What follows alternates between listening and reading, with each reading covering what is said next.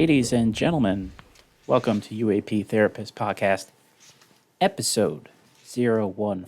I'm your host, Eric Schlimmer, a licensed therapist in beautiful Colorado Springs. If this is your first time joining me, welcome, my friend, and if you're returning, welcome back.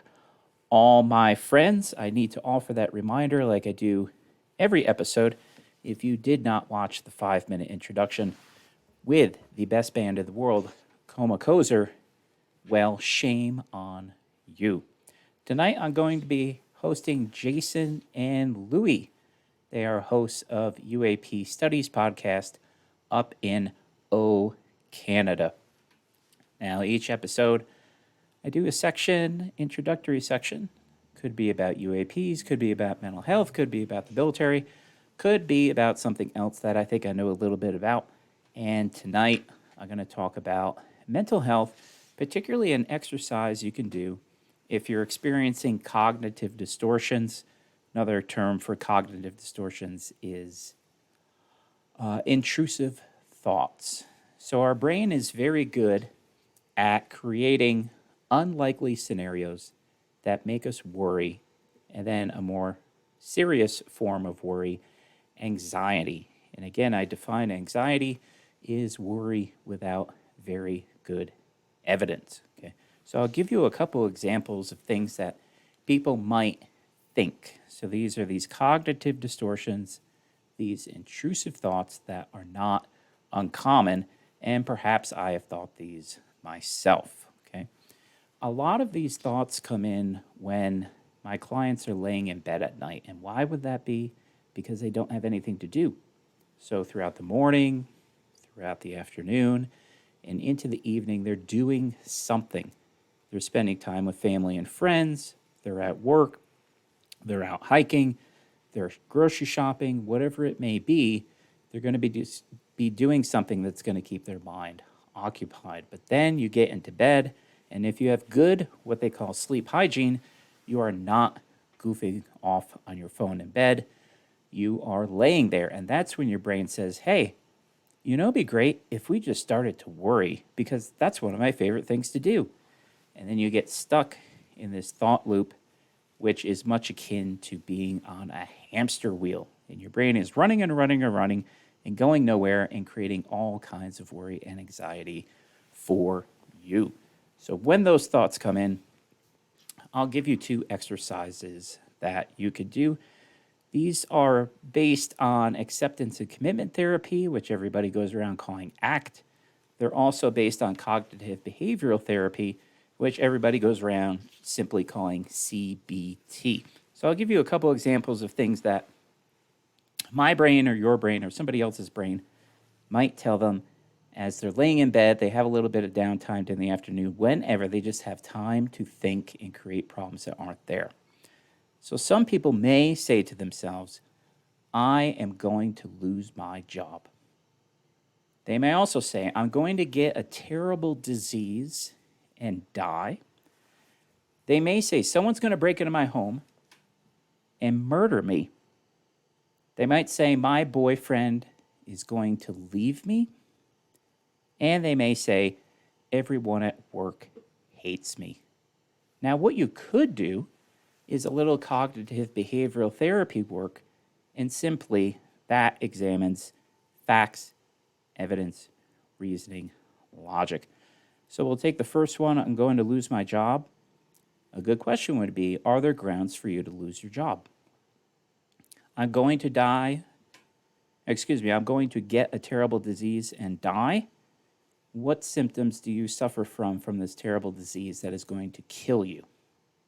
It's a very good CBT question. Everyone at work hates me. Why would everyone at work hate you? Someone's going to break into my house and murder me. Is it common for people to break into other people's houses and murder the residents? And my boyfriend is going to leave me. A good question would be, if he doesn't like you, why would he be with you to begin with? Why is he sticking around so long?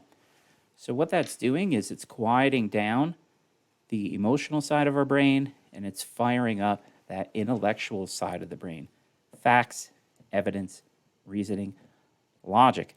The limitation of that approach is that the emotional side of our brain is usually more powerful than the intellectual side, okay? Those are some basic CBT questions that you can ask. Facts, evidence, reasoning, logic. So let's move on to acceptance and commitment therapy technique, simply known by the acronym ACT, okay? I'm going to lose my job. I'm going to get a terrible disease and die. My boyfriend is going to leave me. Someone's going to break into my house and murder me. And the last one we have here, everyone at work hates me. Now you notice the way these are worded, they are said with confidence. So it's not, I might lose my job. It's not, there's a possibility I'll get a terrible disease and die. You see where this is going. Our brain tells us things as though they are fact.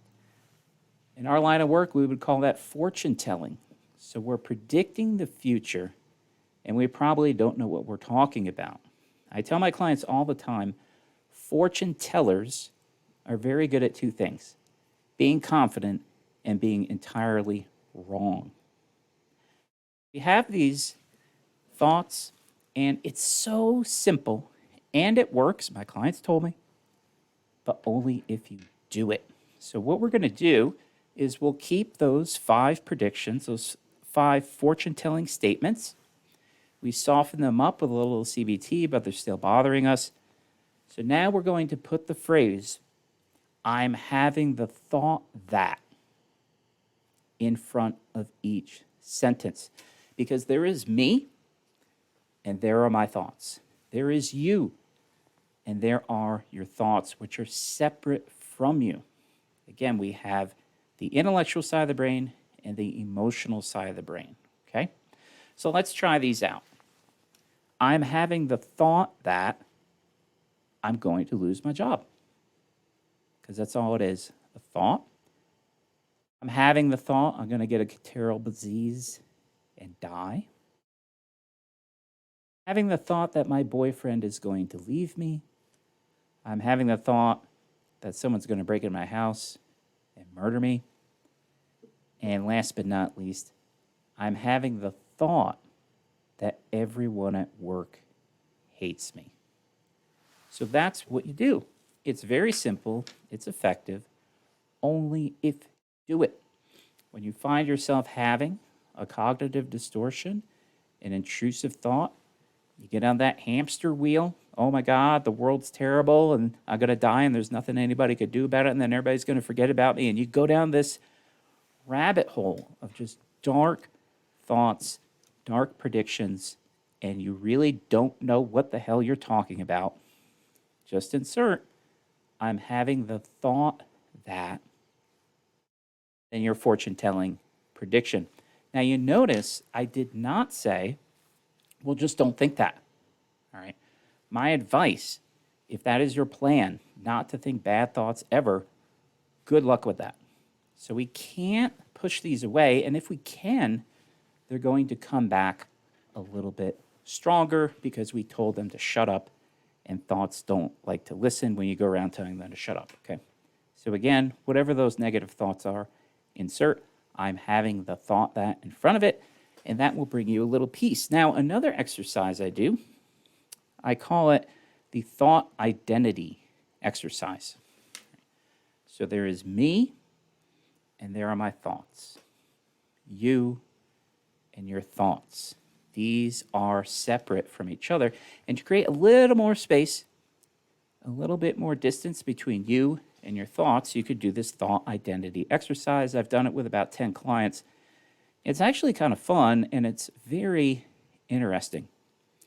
So the point of this exercise is to give this thought its own existence, its own being, its own personality, which again keeps it a bit more separate than you.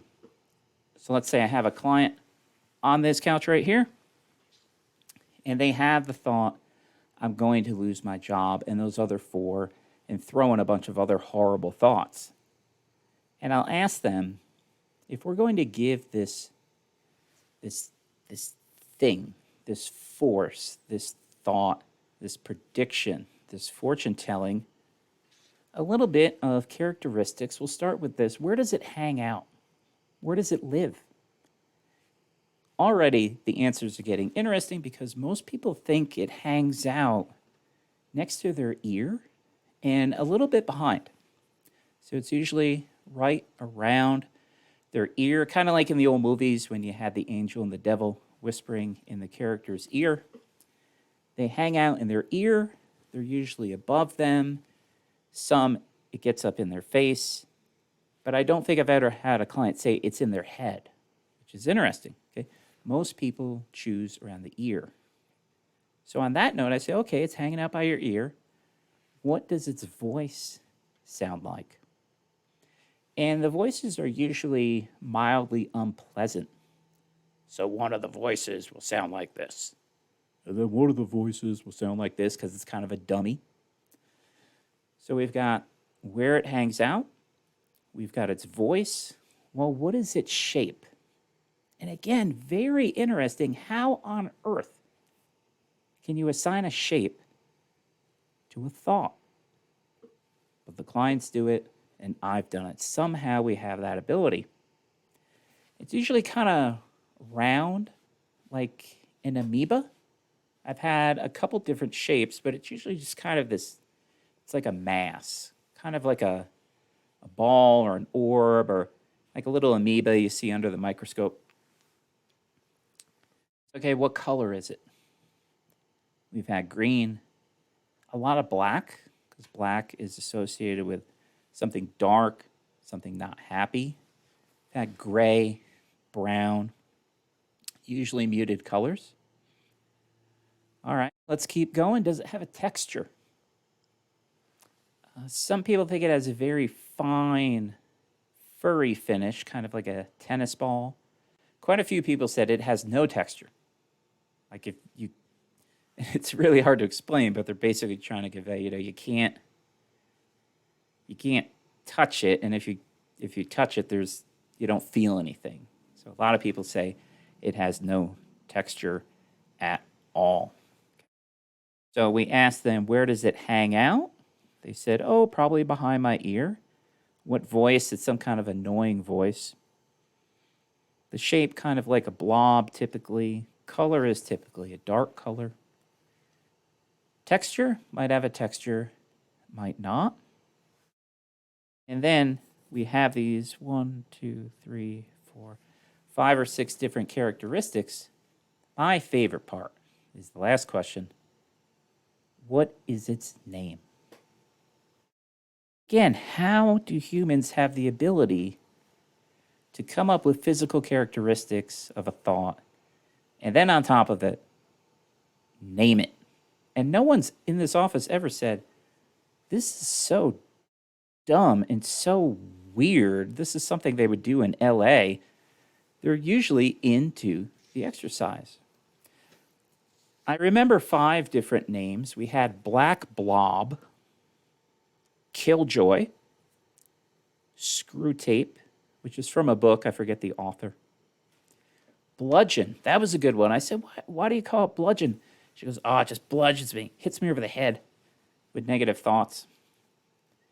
And a really good name, excuse me, Phyllis. Somebody named it Phyllis.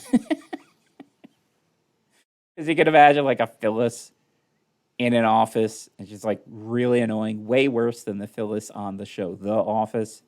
It's this annoying woman with this annoying voice. Kind of like that, corporate accounts payable. This is Nina speaking. Like somebody like that who you just want to strangle when they tell you that they think you have a case of the Mondays. Okay. So we have this thing kind of hanging out. We have all these characteristics, and it's telling us negative things. And it's don't push it away. Don't do that.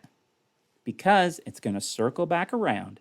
And just like when you told your thoughts, oh, you need to shut up. If you tell Black Blob or Phyllis or Bludgeon, all right, stop it. We're done. Don't bother me anymore. Again, good luck with that. These thoughts are a part of our life.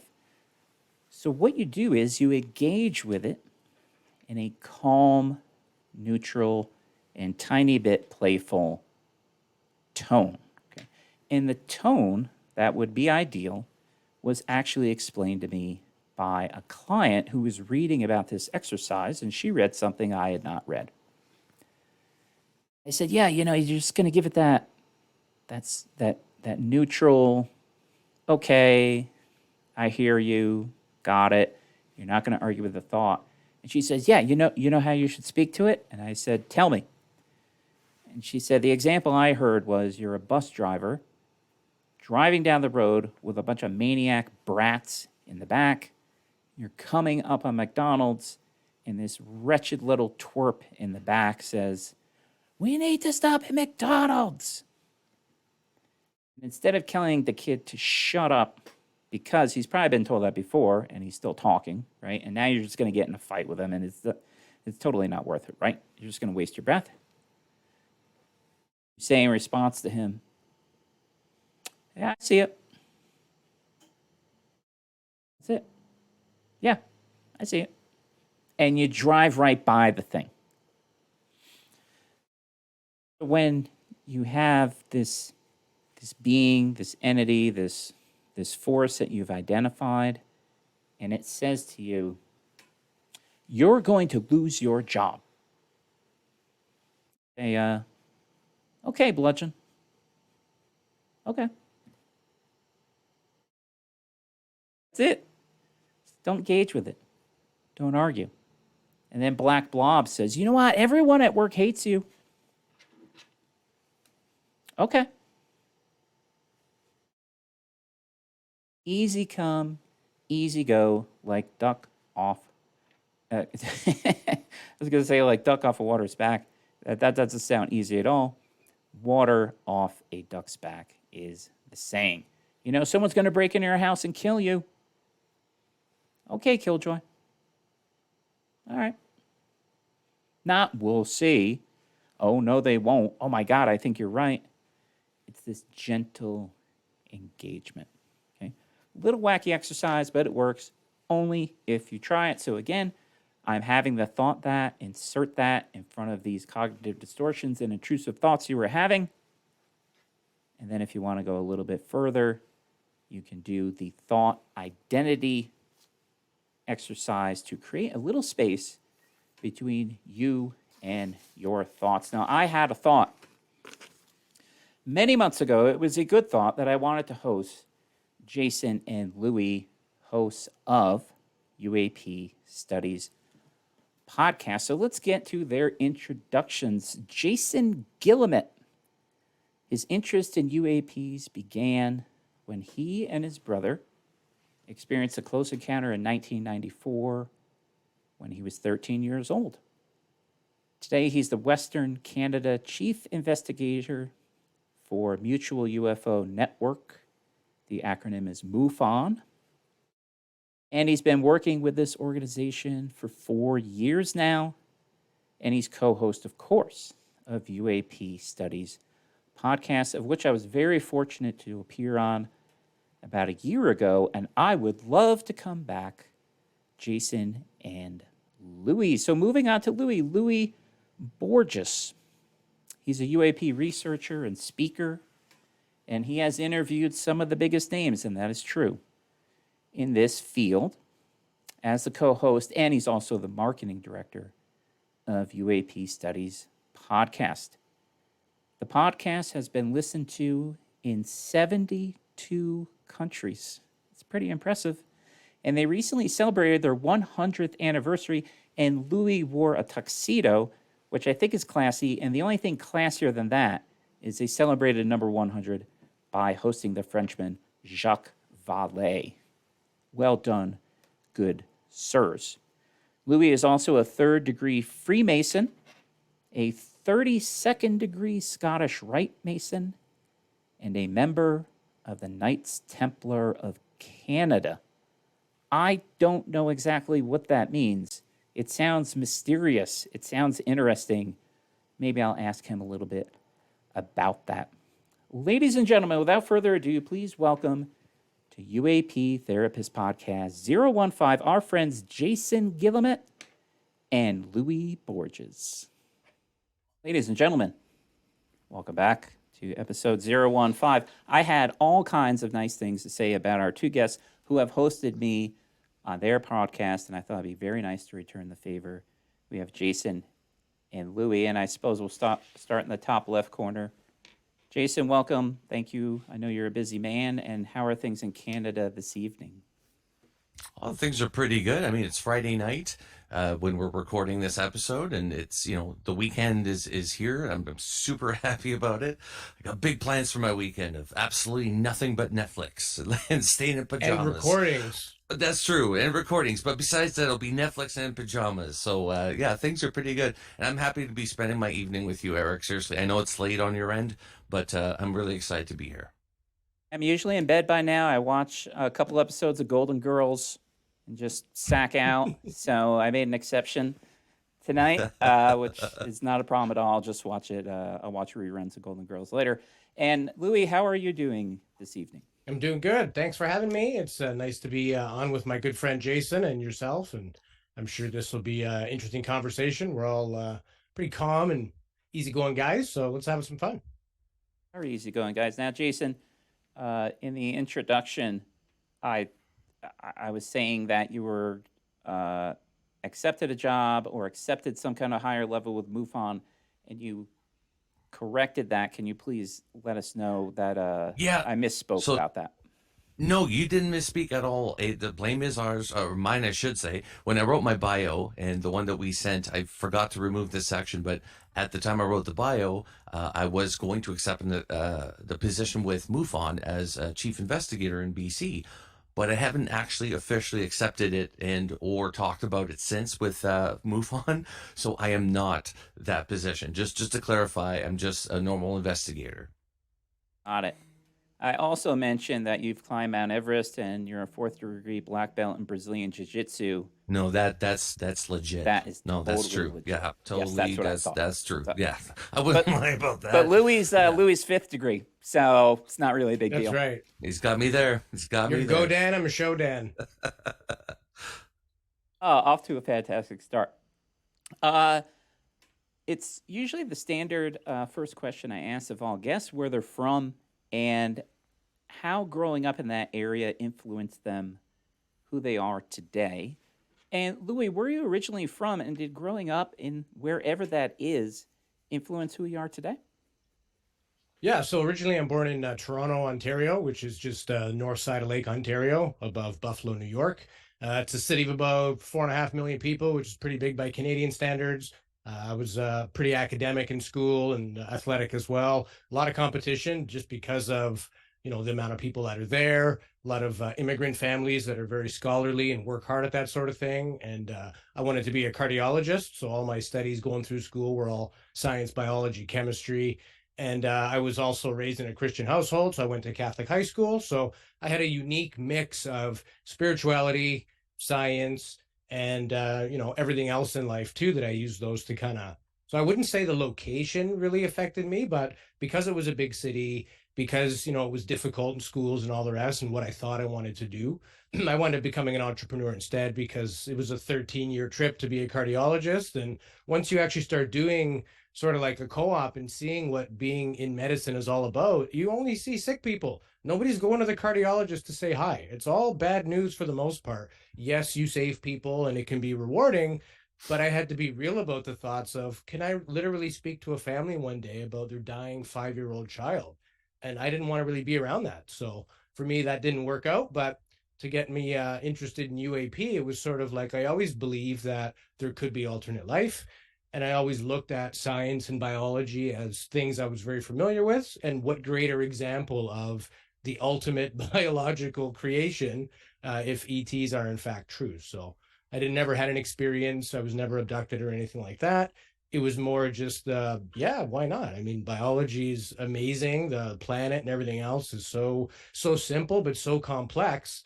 And having a spiritual head about me as well. I just thought it just made more sense that there would be life, whatever that looks like, than not at all. So. Thank you.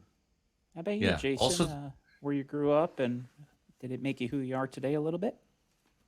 Yeah, I was just going to mention for Louis. So Yeah. Louis is probably one of the smartest people that I know, and I'm not just saying that because he's my best friend. I'm saying that because he's legitimately knows almost something on every single subject that there is out there. He can hold his own in any conversation, and he's got a memory to remember things that it's amazing, like names. And I'm not good at that, so he's very good at keeping me on track with names. Those and alimony checks are paying off. Hey, listen to this. Really, yeah, exactly. Low-end Yeah. review.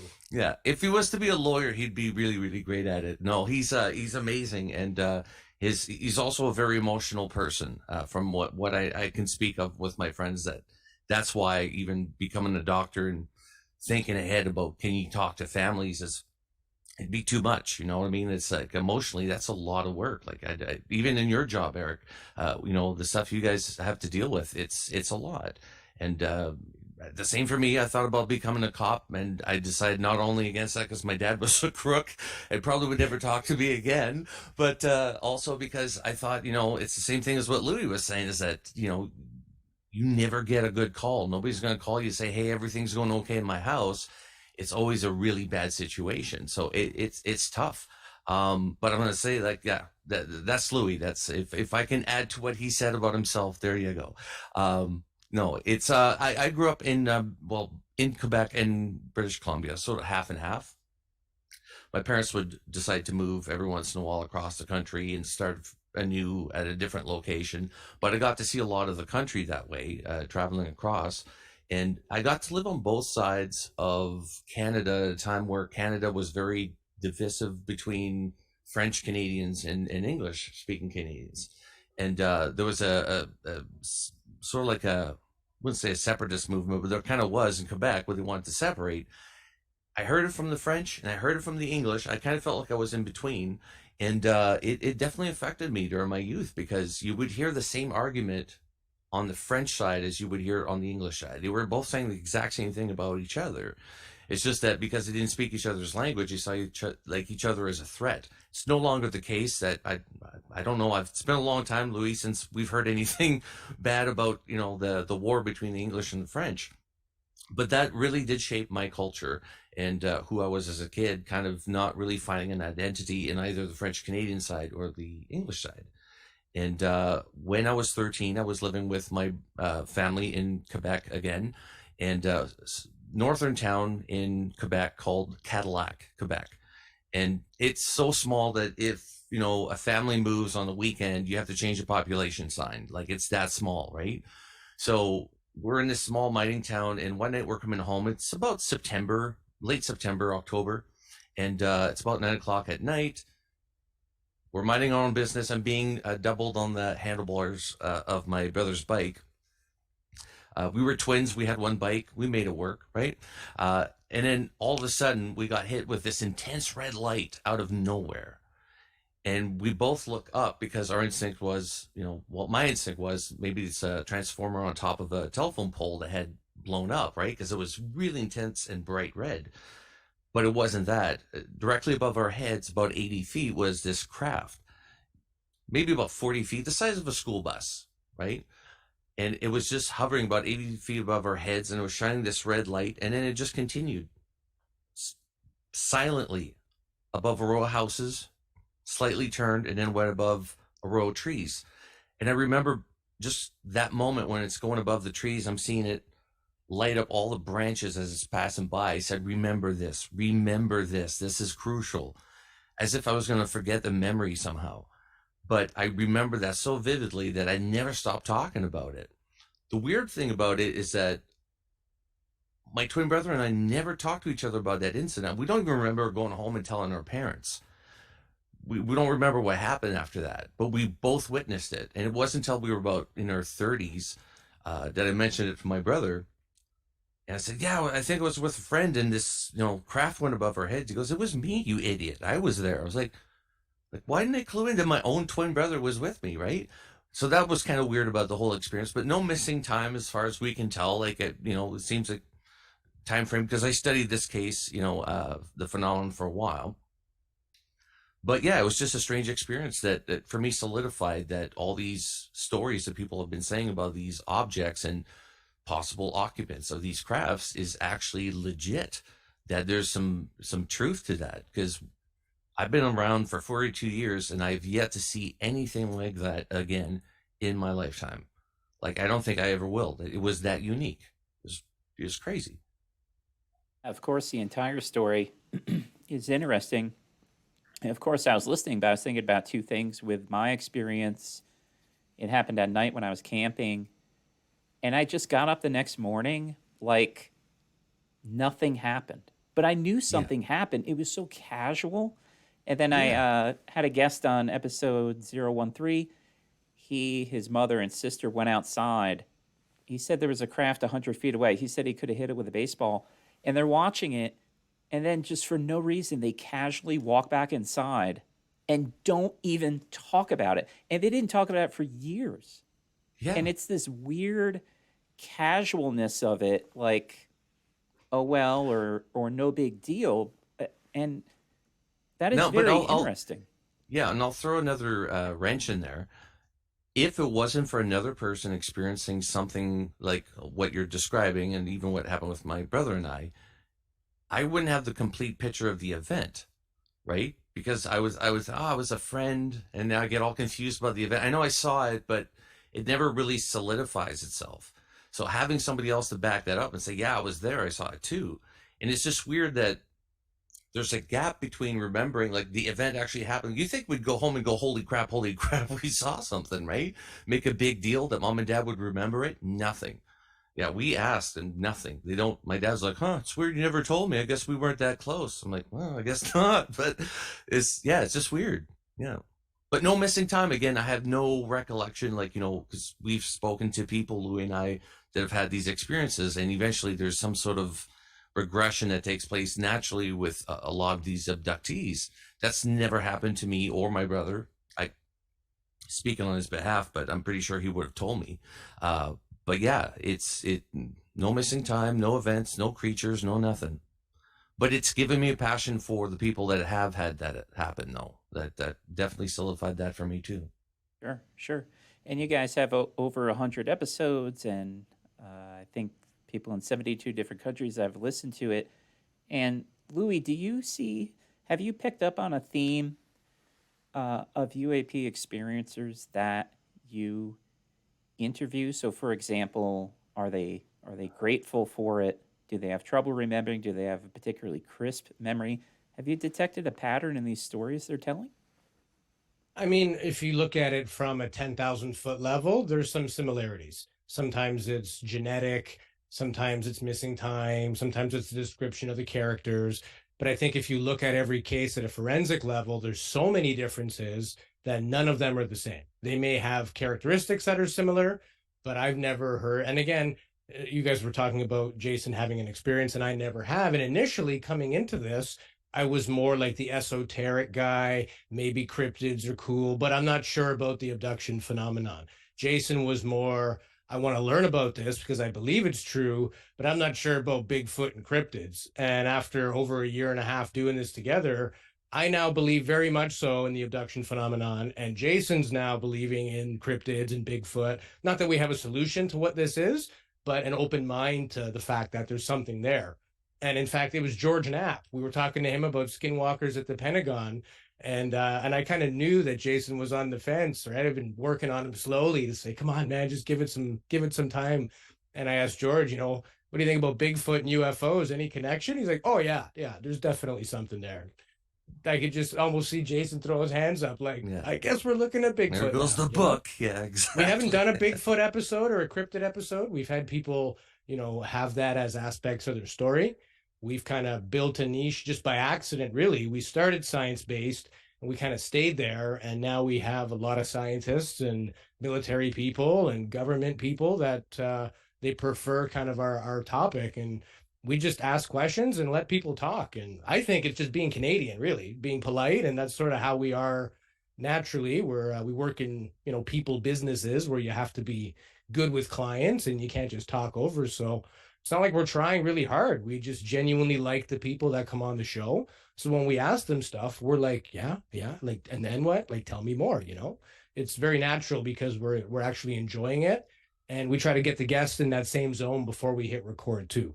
You know, if sometimes they're nervous. I think it was Leslie Kane. She was like, my gosh, like, is my hair okay? Do I look good? You know, do I sound okay? And we're like, you're nervous? We can barely keep We're ourselves not together. worthy. We're losing it right Yeah, now. Like, this exactly. you are the big star, right? So Yeah. we have a lot of fun doing it, but I think the more genuine you are and the more you actually like doing this kind of thing, the easier that it's going to be and the better quality that, and the people are going to give you more too, because they sense that you're genuinely interested.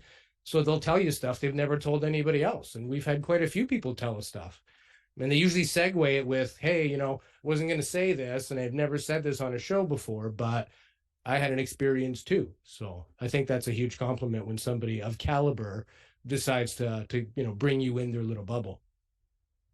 Yeah, I've said it to clients in here. There are a couple of universal values that you find all over the planet. And I think one of the most predominant ones is authenticity. I think any country, any culture you go to, they don't like people who are fake, and they can pick up on it pretty quickly. Yeah. We all have that filter for sure. Even kids, they know. That's true. And dogs. Yeah, dogs that's know very too. true. If your Animals. dog doesn't like somebody, there's a good reason, right?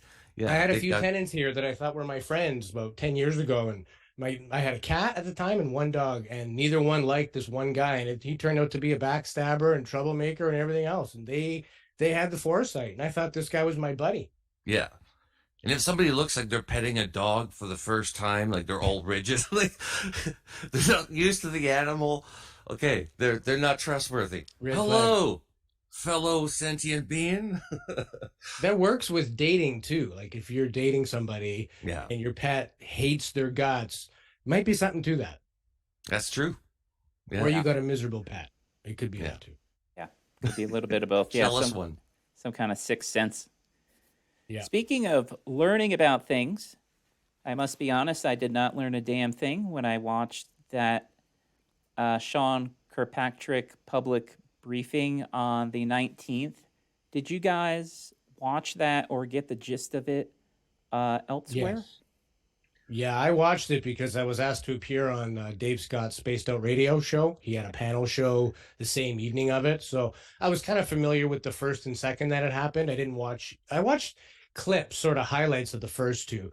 But I thought, well, if I'm going to go on a show, and the way this show works is you have no idea what he's going to ask you when, and he'll just drop something on you. And they get quite a bit of an audience, and it's live. So I didn't want to look stupid. But the overwhelming, well, I mean, I have a lot of sentiments about it.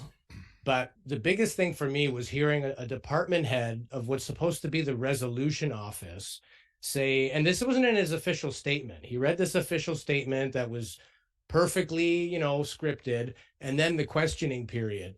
And he answered one of the lady's questions by saying, it's Arrow's mission to turn UAP into SEP, which is someone else's problem. And I just about jumped out of my chair. Like, what do you mean? This is the level of intensity that you guys are going after this with? Like, you want to take a file that comes from the Air Force, rank and file it, and do some type of data elimination, and then give it right back to the same department that has mishandled his information for 75 years. Wasn't that why they made Arrow in the first place? So that it could go somewhere? Like, that's where the buck would stop? And then, you know, you hear verbiage of, you know, I hope in a few years there won't be a need for an Arrow. And the more that they're talking, and I'm thinking about it, it's like, I don't know why I get my hopes up. Like, this is a military-based hearing where government and military are talking about how they're going to collect evidence and what other branches of government and military they're going to give it to. This is not for us. Nothing in these meetings is meant to include the public. It's not our disclosure. That is not even on the table. And it just seems like with any of these government reports, there's quarterly meetings that need to happen and then annual ones. And to me, it just felt like this was ticking the box on the quarterly meeting. Like, you can have so many of these and say nothing until somebody's going to put your feet in the fire. But they didn't promise to reveal anything. And I know there was a closed session meeting before the one that we all saw. Maybe that's where all the stuff was discussed. I've also heard from a sort of Pentagon insider saying, no, there's nothing nefarious there. Kirkpatrick wanted to hear their questions to make sure none of it was in the classified. So he didn't have to say, we'll talk about this behind closed doors. So, you know, you can argue either way, but it just seemed very polite. Gillibrand didn't have the fire she did previously. They were very obliging to him not having any information. Basically still saying there's a bunch of unknown cases. 52% of them are orbs, that they mentioned very quickly, a few slides of hotspots, and blew it all by. But nowhere in there was there discussion about the witness account, people, seeing things and how that's going to be handled. He did mention that they're trying to build a database where the public could submit, but also in the same breath, he says, well, then again, we can't just have anybody with a camera, meaning like anyone with a camera who's ever caught something is clearly, stupid, doesn't know what they're doing. If it doesn't have sensor data, it didn't happen, and that's another thing too. The sensor data they're looking for, like plumes, heat signatures, things like that, radar hits. This is our technology. So if you're saying if it doesn't fit in this category and we can't, tick the box, we're not even looking at it. You're trying to measure something way more advanced than us, but if it doesn't fit in your archaic toolbox, we're not talking about it. Well, and some people have also said it's Kirkpatrick's job to eliminate all the junk so that they're left with just the real UAP stuff. I know there's a lot of sentiments on both sides, but I'm basically of the point now that I'm going to stop caring about the government, all these people, these meetings, what they have to say. It's just a polished version of not the whole truth. Mm-hmm. And I think Avi Loeb said it best on our recent episode, that he doesn't care about the government, what they have. He's not trying to make them declassify stuff they don't want to declassify. You're running against a brick wall. Collect your own data. Galileo projects, privately funded. They have their own sensors. They're doing their own thing. And he doesn't have the government oversight either, where he has to fit within a certain black project or certain congressional thing. He can't talk about this or that. He's just doing his own thing. So I know that's a bit of a detailed rundown, but essentially it was a big meeting about nothing. And I think they're going to continue to be that way. So let's stop looking for them to give us answers. They haven't done it for 75 years. You're the psychologist. What's the definition of insanity? Doing the same thing over and over again, expecting a different result. That is insane. So let's stop the sanity and stop expecting disclosure to come from the government, because I don't think it's going to happen. Yeah, I agree on all points. I was surprised. I was reading on Twitter and people were like, this is going to be so historic. And I was like, dude, it's going to be absolutely nothing. And it was a big, fat nothing burger. I agree with all your points. Gillibrand especially, she used to be my representative when I lived in New York State. I lived in her district. And at one point, I thought she was going to ask him if he would like a soda. They were they were like coddling him. Kid gloves. Do you need a pillow? How can we make you more comfortable? Do you need one of those pillow neck braces you wear on the airplane? I mean, I was like, ask a question. Like, ask a hard, good, fair question, because it can be all three at once. It was total kid gloves. I also agree. Now they could say, well, we're doing our part and we're really engaging because we held a meeting. And it's like, well, exactly. Yeah, I know you held a meeting, but what was the content of the meeting, right? What do you think, Jason? I chalked it, and my prediction was, I said, it's going to be a nothing burger, and on the side, invisible fries, and then flat, warm Walmart brand cola. That was going to be the meal, and that's exactly what I got. Yeah, it's a very good description. I didn't watch it because I was at work, but I asked Louis, that day, I'm like, did you watch it? What's it about? And he was just like letting me know. And I'm like, what about, Gillibrand? Did she say anything? He's like, no, dude, she didn't do anything.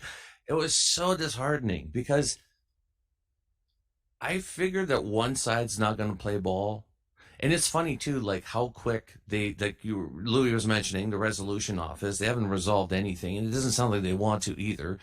Let's make it somebody else's problem. How fast and contemptuously do you hold your job that you hate it so much that within a year of being given this massive task by Congress to accomplish something, are you going, I wish it was somebody else's job?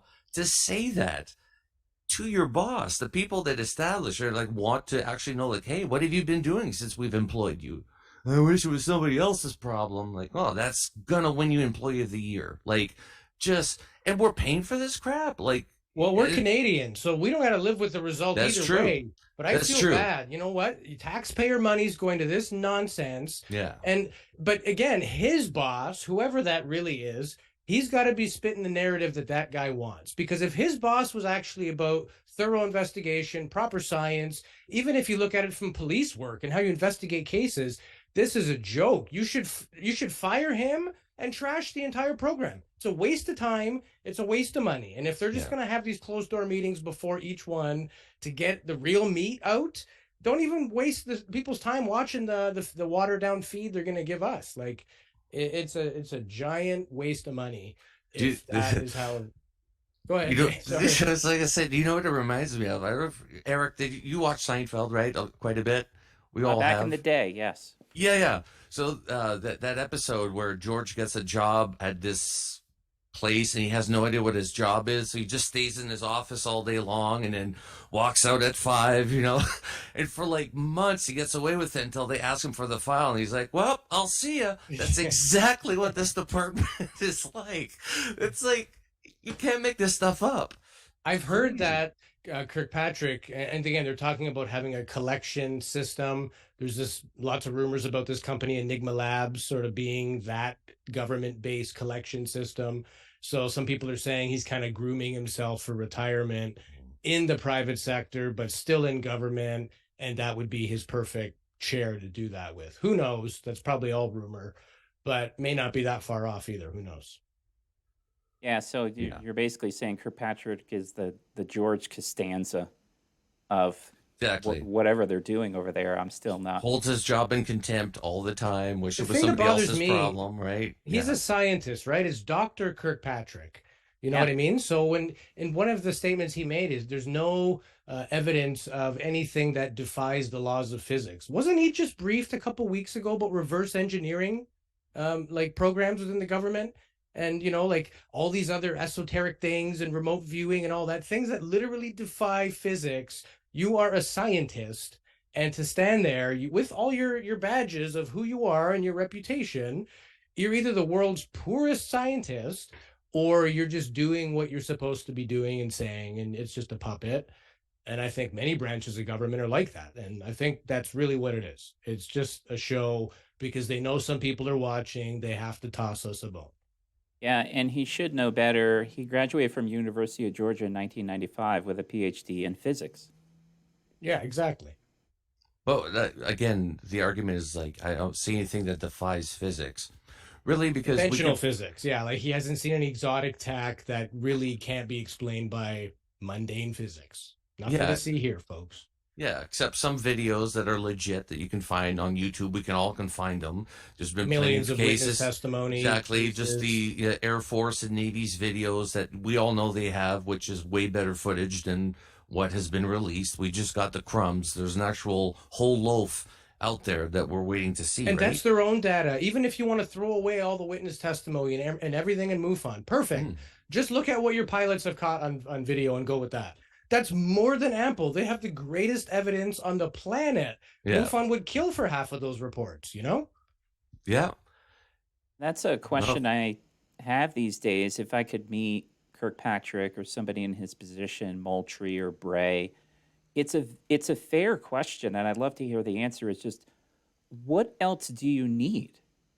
Mm-hmm. Yeah. Like what do you need to see to say, I really don't think this is from this planet? I mean, do you guys? I mean, for me, I've seen enough evidence over the last 3 years that I can very confidently conclude I'm seeing stuff that are not made by 2023 humans. And I'm not sure how this is going to continue where we're seeing increasingly legitimate, very interesting evidence, and they're still saying, well, there's nothing to see here. When is it something? But I think that's up to us as the people to decide when it's something. I think we're all holding our breath until the elected government and military come out and tell us the truth. Look, realistically, if I was in their position, I would not say a freaking word. Right? I would love to, as a person who's been researching this for a long time, to have somebody come out and say, "Hey, it's great." But even look, we almost had great movement, even with Lou Elizondo. How fast did people try to crucify that man after he's coming out and trying to actually do something to bring out disclosure? He got nailed. Like everybody, like his Twitter is horrible. Like it's like piranhas. Everybody just pounced on the guy, you know? And we keep waiting for this Messiah to come out somehow and tell us that, you know, no, this is true. This is actually happening. Look, we almost had that just a few months ago with the incidences with when they shot down the UFOs, which we still don't know what the hell they were, right? They can say they're balloons all day long, but until they release the footage, we don't know, right? That's the closest to disclosure that I think we've come to so far, that they were that blunt back to back, day after day, saying we shot another one down. I know we got excited on this side of the border for sure, but yeah, it's weird. I don't know when we decide to call it and say, whoa, you can't lie anymore, right? It's like dad slapping mom at the kitchen table. Everybody saw it. We can all pretend it's not there, but it happened. You know what I mean? It's bad analogy. I'm sorry, but that's what I came up with. That was so I non-Canadian. think we've already had disclosure, have we not? We've already had sound bites and people in the government definitively ruling out that it's not ours, it's not our adversaries, and people in the intelligence community flat out saying it's definitely nothing that was made here. Scientists with metamaterials that would be so expensive to produce for a commercial purpose, you would never make a profit. Like things that create weird physics and waveguides, like they've already said as much as they're going to say. They're never going to tell you that we've been lying about this for the last 75 years. Okay, even if you're not a conspiracy theorist and you want to give them credit, the people that are in office now are not the same people that buried this stuff 75 years ago. So maybe they're really choked too, and they're like, yeah, we got to deal with this mess now, but how are we ever going to save face if we acknowledge that we still knew and went along just as they did, right? You're just as complicit as they are as soon as you know and say nothing, right? You're equally guilty. So I think they were dealt this hot potato, and they can't say certain things. This is still about everybody keeping their job.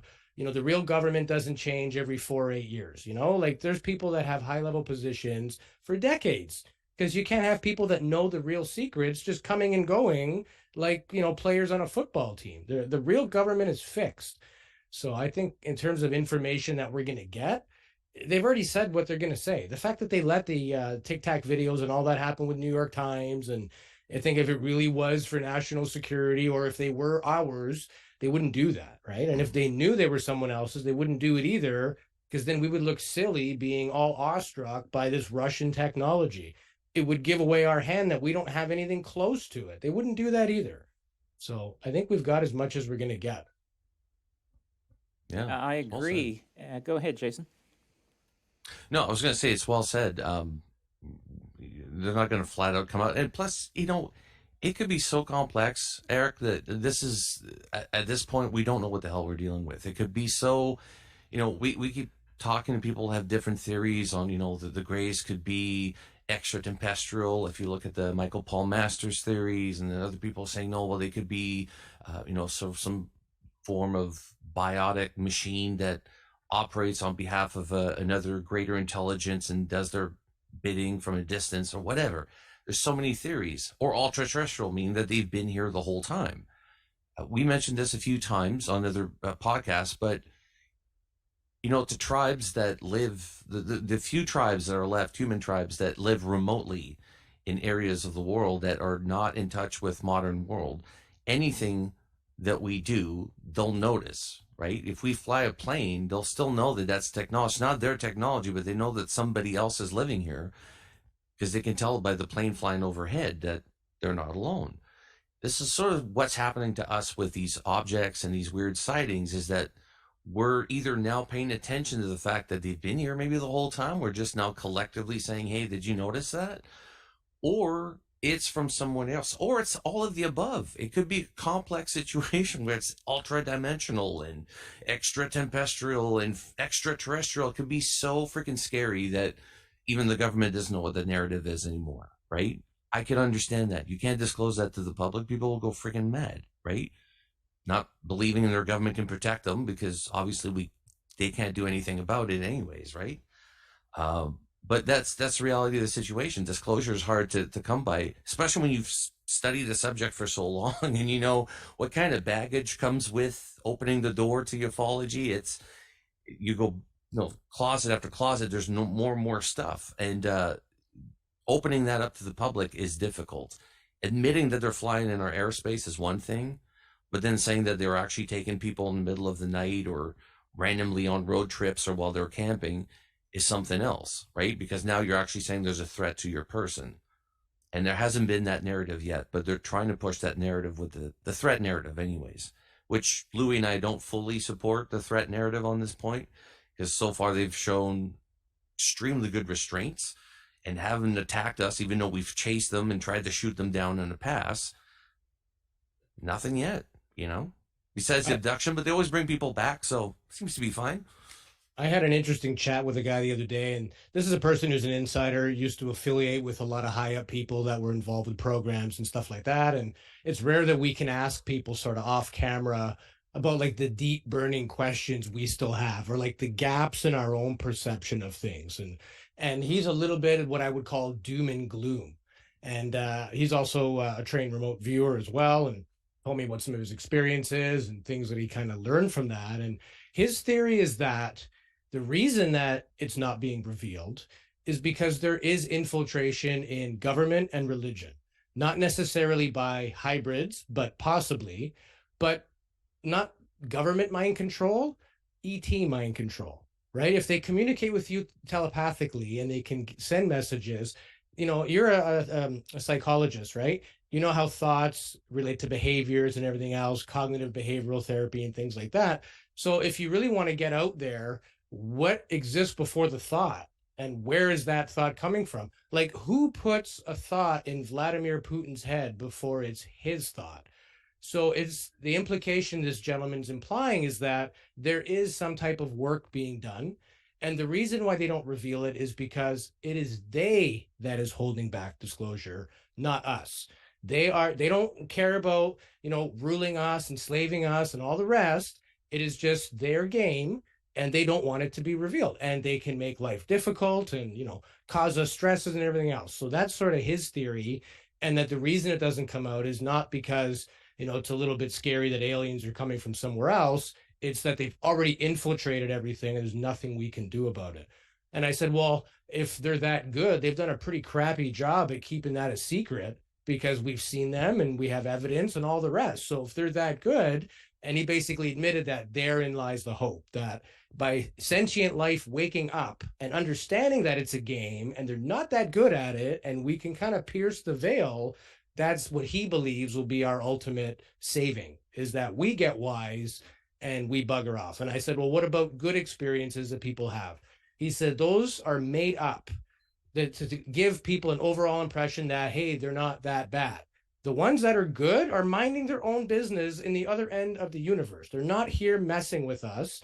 And when he said that, it struck a chord, because we interviewed Jim Semivan, a former CIA spy and one of the members of To the Stars Academy when it was formed. And when he was telling us about things, and at the end, he goes, you know what, guys, they're effing with us. And that's the best way he could put it. And when this gentleman said that, it really resonated. And I'm not a negative-based guy. I do think this is more benevolent than malevolent, but all the gaps I had, and this guy had a proper answer that made sense for all of them.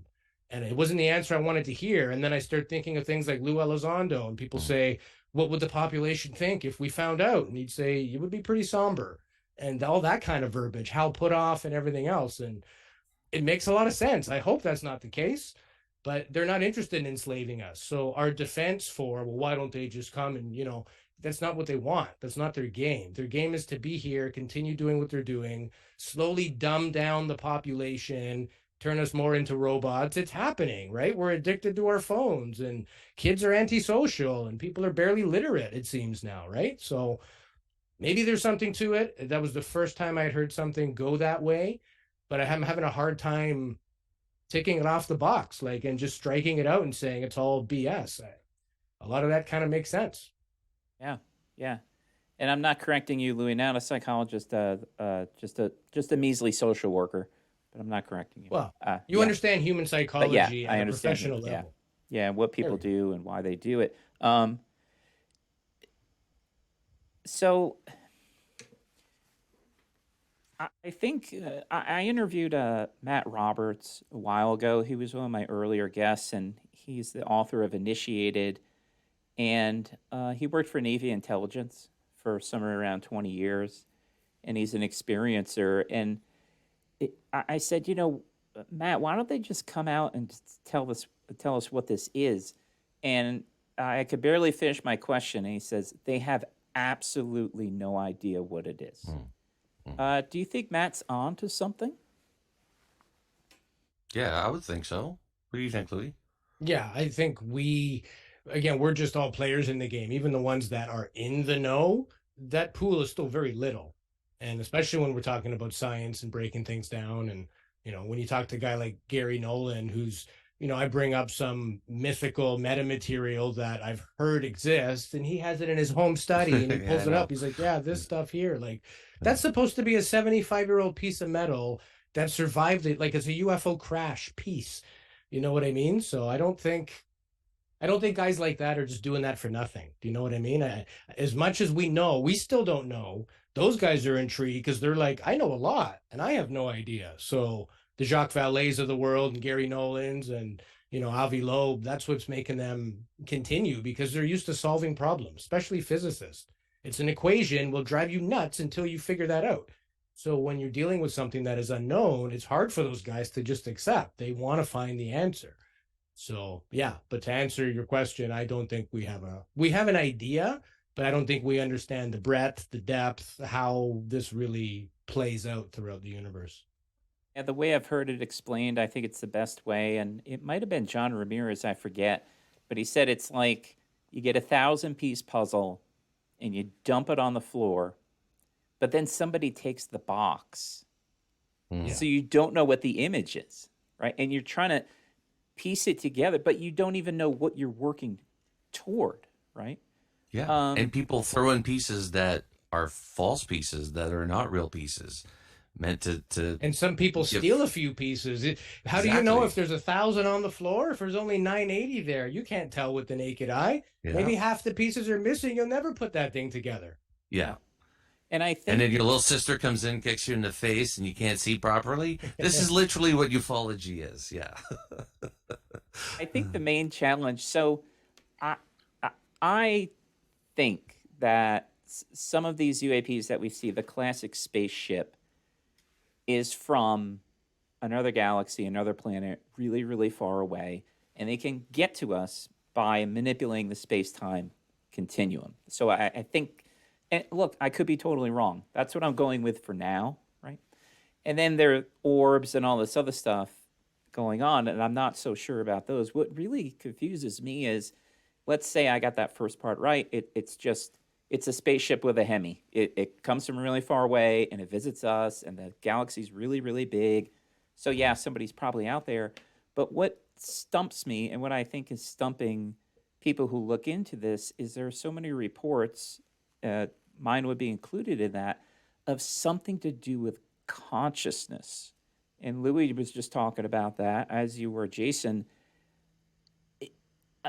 I can't wrap my head around the consciousness component, right? So, for example, at the beginning, we were saying, yeah, these three people went in their backyard. There's a UAP they could have hit with a baseball. They go back inside and don't talk about it. I have no idea what's going on there. I don't know if it's coming from the craft itself or the people or beings inside. Do you guys have a guess? I've heard it theorized recently that, trying to understand consciousness and the Big Bang or how it would relate, did consciousness exist before the Big Bang, if it's an intended universe, when it came from that singularity point, or did it survive the Big Bang and become one of the laws of physics and gravity and everything else? And just like science and chemistry and elements and all that stuff, like, is it literally just another part of science? Or did the mind give life to consciousness? Did we wake up, or are we a byproduct of consciousness, right? If consciousness is that singularity, then everything is consciousness.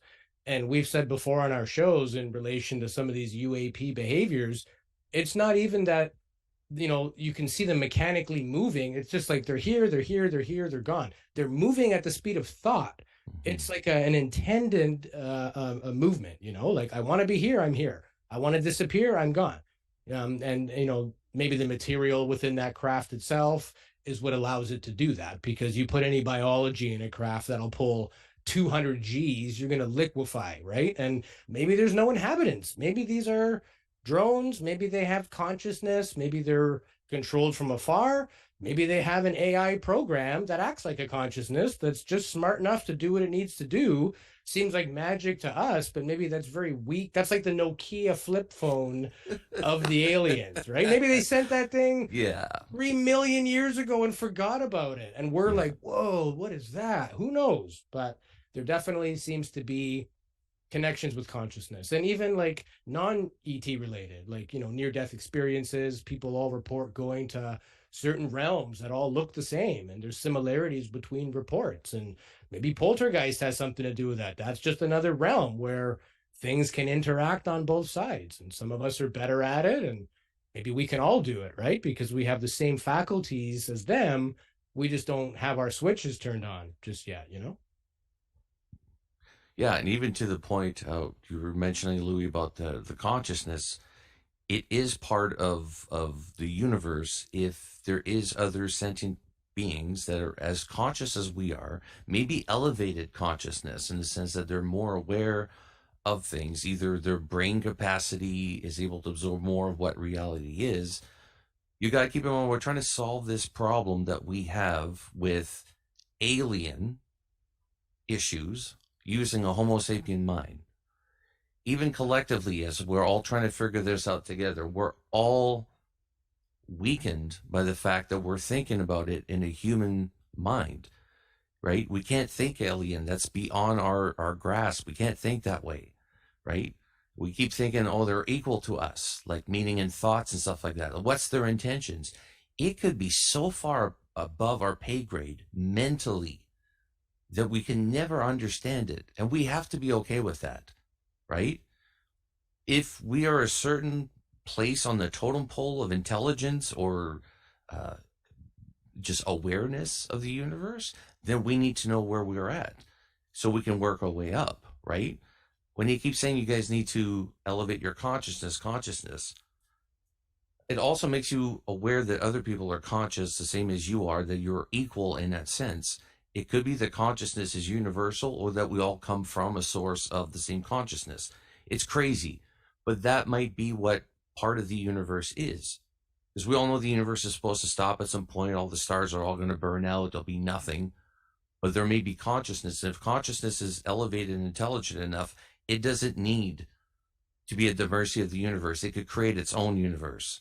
It's crazy. It leads you down these patterns and thoughts, but it makes sense that this is the next evolution. We could only go so far with the human mind. Maybe there's another aspect to, or something that we forgot even, that maybe was part of our past that we forgot that we're capable of doing. We're in a modern Western world. We're so, like, even today, we're all dressed up like gentlemen, and we should be, right? But we have these patterns and these expectations, and we neglect some of the spirituality of things and what actually that brings to the human experience, life itself.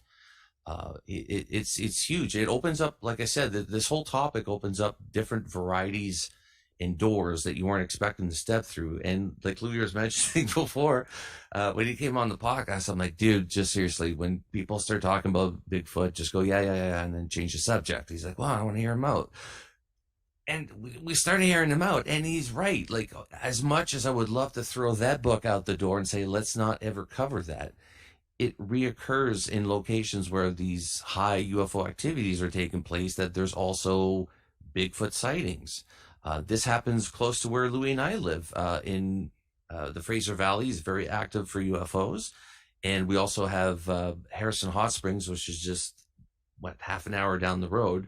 And it is like Bigfoot Central. Like, supposedly there's been so many sightings there. You go there, there's statues of Bigfoot everywhere. And it's crazy how the two are linked somehow. So there's something there. And again, if you're really going to investigate the topic, as fringe as that gets, you have to cover it, because otherwise you didn't do a thorough job at actually investigating the phenomenon. You know, if it didn't fit the mold, you didn't go there. Well, I'm learning along with Louis that sometimes we have to go where the mold goes, because, you know, water follows the path of least resistance. This topic is kind of the same. You have to go everywhere that the river leads, and where's the way out, right? And that's the only way to do it. The government's not doing it, so we have to do it, gentlemen. It's up to us. Yeah, we'll get it done probably in the next half hour. Oh, yeah, I'm sure we got it solved. We're at the new resolution office. That's right. This is the resolution office. Oh, right my here. dear. We're officially taking over this arrow thing. It's great. Yeah, somebody get me a soda. Well, you know what? You want a puppy to hold while you're... You need like a Persian or something if you're going to be sinister, right? Yeah, definitely. Persian cat. Not a hairy Not a male. person. Yeah. Yeah, or a rug that will do nothing. Yeah. All right. Yeah. Well, what just occurred to me, and I had never even thought of this, but you guys helped me with this, and you're saying, well, it's consciousness, and this leads to this, and this leads to this, and this leads to this. Up until this moment, I was thinking that humans are basically a bunch of Stone Age drunk monkeys. I don't think we're very sophisticated. I've thought that for a while. And with that level of humility, when I look into UAPs and how advanced these are, my own experience, it really brought me down about 1,000 notches. And I was thinking, well, I call them UAP occupants. So who's ever in this, and then this other part of consciousness, this must be the pinnacle. But it just occurred to me, could they look like drunk monkeys to whatever the next level is of understanding? I had never thought of that until now. Yeah. If a civilization got 1,000-year jump start on us, look what we've done in 250 years, or, you know, a couple hundred years, the Industrial Revolution. What if you had 1,000-year head start? 10,000 year? What if you're 20 million years ahead and you haven't blown yourself up via nuclear war? And that's a big threat. Civilization cannot advance if you constantly reset it every so many million years. And we've already had extinction events that were out of our control. But if geopolitical conditions lead to an extinction event, we will never get to these answers, because if it takes millions of years of civilization to get there, or even 20,000 years of this type of civilized living, we still got another 19,800 years to go, right? So, you know, blowing ourselves up before we get there would definitely ruin everybody's day. And actually, Avi Loeb put out a great article recently, and he was mentioning that, in his opinion, any civilization that can travel to another location to go scout out the living conditions of that species there and learn more about them and their place in the universe is most likely a peacefaring society. Societies that are more prone to war, like our society, our species, are less likely to succeed to make it that far, to be able to go to they might make it to the first civilization, but then of course there'll be, like, you know, a Scottish guy on a drunken night, you know, trying to pick a fight, like, hey, let's see what you got. It's just, you know, it's bound to happen. And he thinks that any civilization that could travel to multiple worlds are actually very peaceful.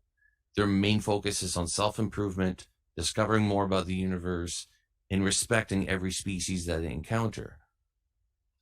The universe is big, right? I can't even fathom our own galaxy, much less the universe, right? That just blows my mind. When you talk about how far the stars are from us, you know, they're talking about the, I'm bad with that, but the Voyager, I think, is so far out of our solar system. It's traveling at the speed of a bullet. And they're saying it's still going to take 70,000 years before it even reaches the next solar system. Like, that's crazy distances. And yet you have a universe full of these stars that have full of planets that could be full of life. It's crazy. But the ranking, like, we have class 1, class 2, class 3 civilization, all the way to class 5. We're not even a class 1. Far from it. Imagine what a class 5 is capable of. You know, they're not at the mercy of the sun. The sun actually provides everything they need. They're able to harvest whatever they want. And it's crazy to think that, because we haven't attained that. Only science fiction gives us that vision. But if the possibility that we're being visited by something else from somewhere else is very much an option right now, because let's face it, we don't know what we're dealing with. It's crazy to think how crazier it can get from here. Like, imagine how much potential there is out there. It's crazy. And like I said, we're just worried about what's flying above our heads right now. Imagine when we find out what's flying up there. It's going to be humbling for sure to our species, because we're very prideful. Like Wayne Dyer said, it's not stranger than you think. It's stranger than you can think. Yeah. And he mentioned it in reference to, understanding source and, manifesting, things like that. But yeah, it may be above our pay grades. And good point earlier, Jason. We're trying to understand ET technology using a human body and human faculties. Yeah. We're not built for that type of processing. Yeah. Yeah. And the stuff that we're finding, if you think, we were talking about the other day about Bob Lazar, like if he's what he's saying is true, that some of these things are found from archaeological digs, that's garbage. That's like finding an old rusted can from the 1950s. That's old technology to them. And we were talking about the progression of from flying saucers to orbs. Once a species gains momentum in development of their technology and their capabilities, how fast would a transition from one thing to another appear to us, right?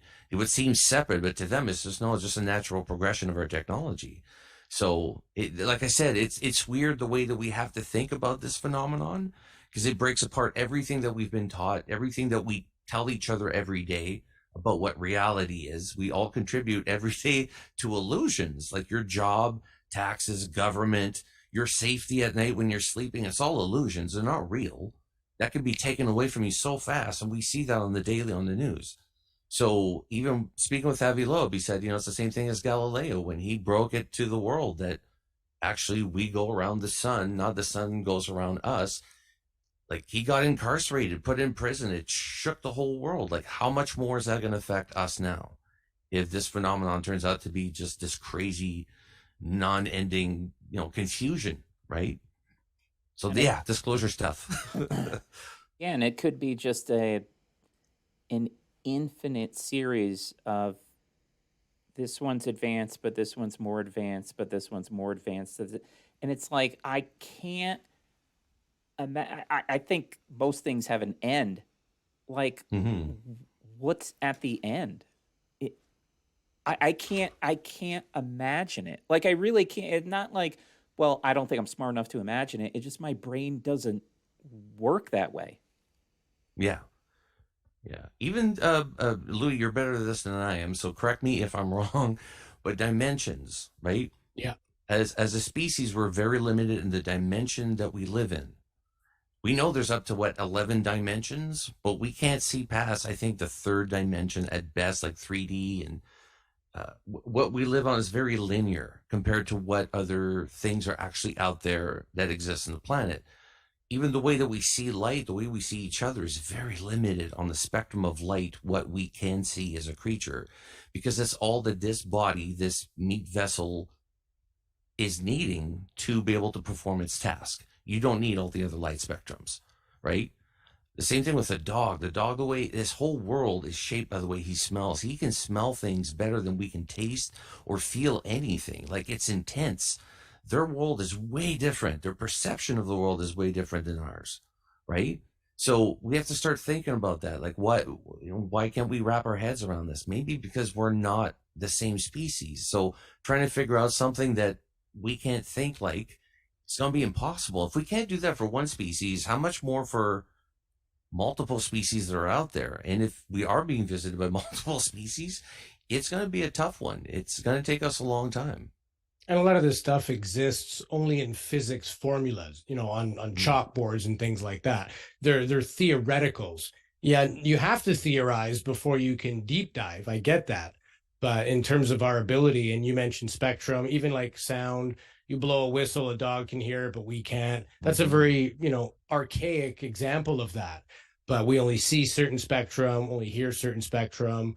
We resonate at a certain vibration. And we had recently a gentleman named Jimmy Blanchett on our show. He's working with geometric harmonics. And there's something called a Schumann resonance, which is the base resonance of the planet. and it's 1.618 gigahertz or whatever that is, right? We vibrate at it, so does the planet. And even oddly enough, if you're a Skinwalker Ranch fan, they're now finding vibrations at 1.6. So they're either picking up Schumann resonance.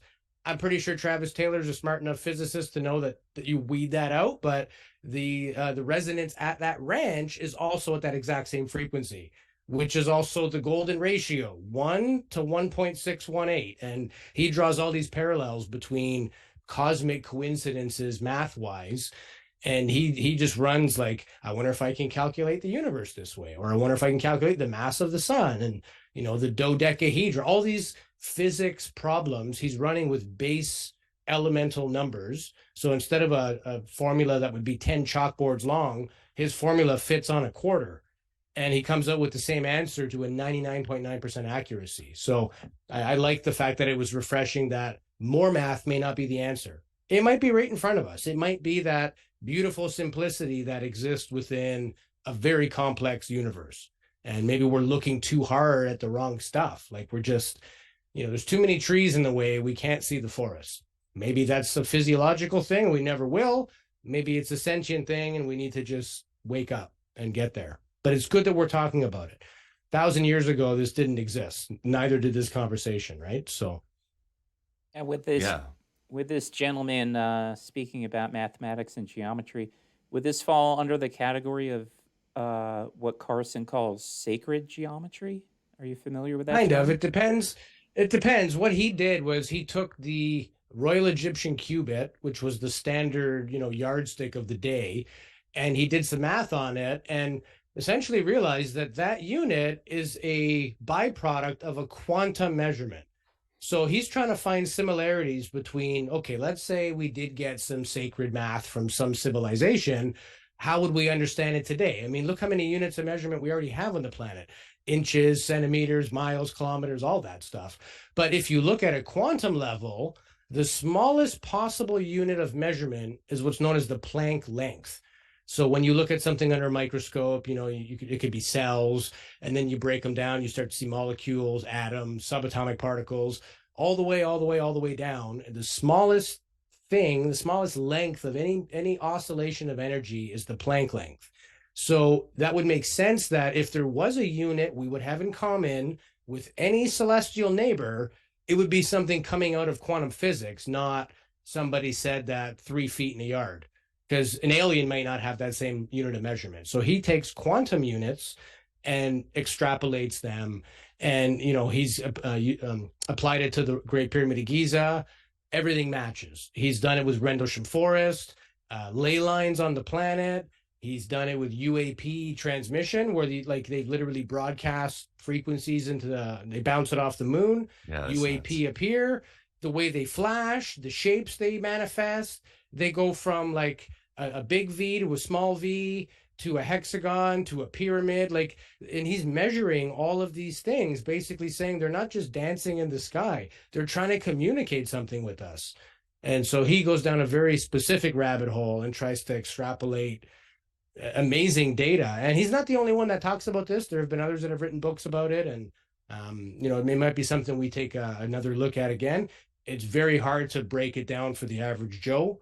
We wind up doing slides and video just to give people some idea. We're not physicists ourselves, so it was difficult for us to understand, but it was definitely more simple than listening to a lecture from Stephen Hawking that he would give to his peers. That we wouldn't even get started or have a chance. This is digestible enough that if you watch it once or twice, it starts to make sense. And he's just looking for patterns in a simplistic way. He's looking for patterns between sightings, famous, places of energy, hotspots, and he's using, a few basic formula just to figure out all the same thing that mainstream physics has been, spending hundreds of years trying to figure out. So yeah.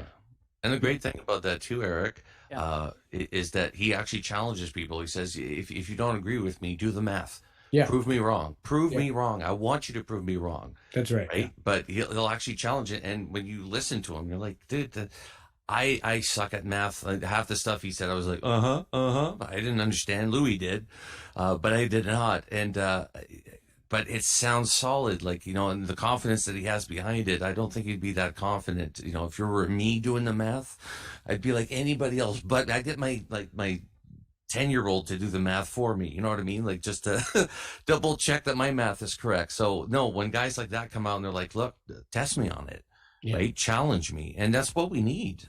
It needs to be an open discussion, open for debates, and no egos. The biggest problem that we have seen on and off our time on the podcast is the egos that come with this community. And keep in mind, there's a community that within the community you can make money, right? You can sell books, you could sell sessions, and some people have gone above and beyond. And there's a lot of people making a lot of money by just, follow me into the desert and I'll show you some UAPs for $1,500 or something. There's money to be made, right? And people are corruptible, and not only that, but it's tough if they're trying to make a living out of UFOs. There is going to come some ego with that. We need to have no ego whatsoever when it comes down to this subject. Louis and I make it a point to have people from other podcasts that are covering UAPs come on our podcast. We want our listeners to hey, check this guy out. Listen to what he's saying. Look at the people that are talking to.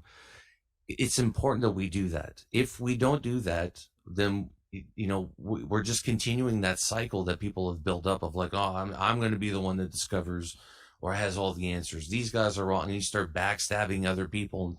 We can't do that. That's already happened, and we can't repeat that cycle, right? Louis, you were mentioning about insanity, repeating the same thing 1,000 times, expecting different results. We can't continue the way that we have been. We know the governments of the world are as confused as we are on this. They're not working together on it, and we're not going to get answers from them. So it's up to us. And even on a text that I sent to Louis the other night saying, about MUFON, say what you will about the organization, but it's the men and women that work their butts off to help other people that have had sightings or experiences and investigate. These people actually care. These people give a damn. And that resolution office, they might want to make it somebody else's problem. Sure, give the funding to an organization like that. Why not, instead of starting fresh with some guy that knows nothing about the subject and saying, hey, why don't you start from scratch and try to discover what's going on? Start a team with people that have already been investigating. Go after Avi Loeb. Go after Jacques Vallée. Go after those people that are way smarter than you as an individual, like anybody in government.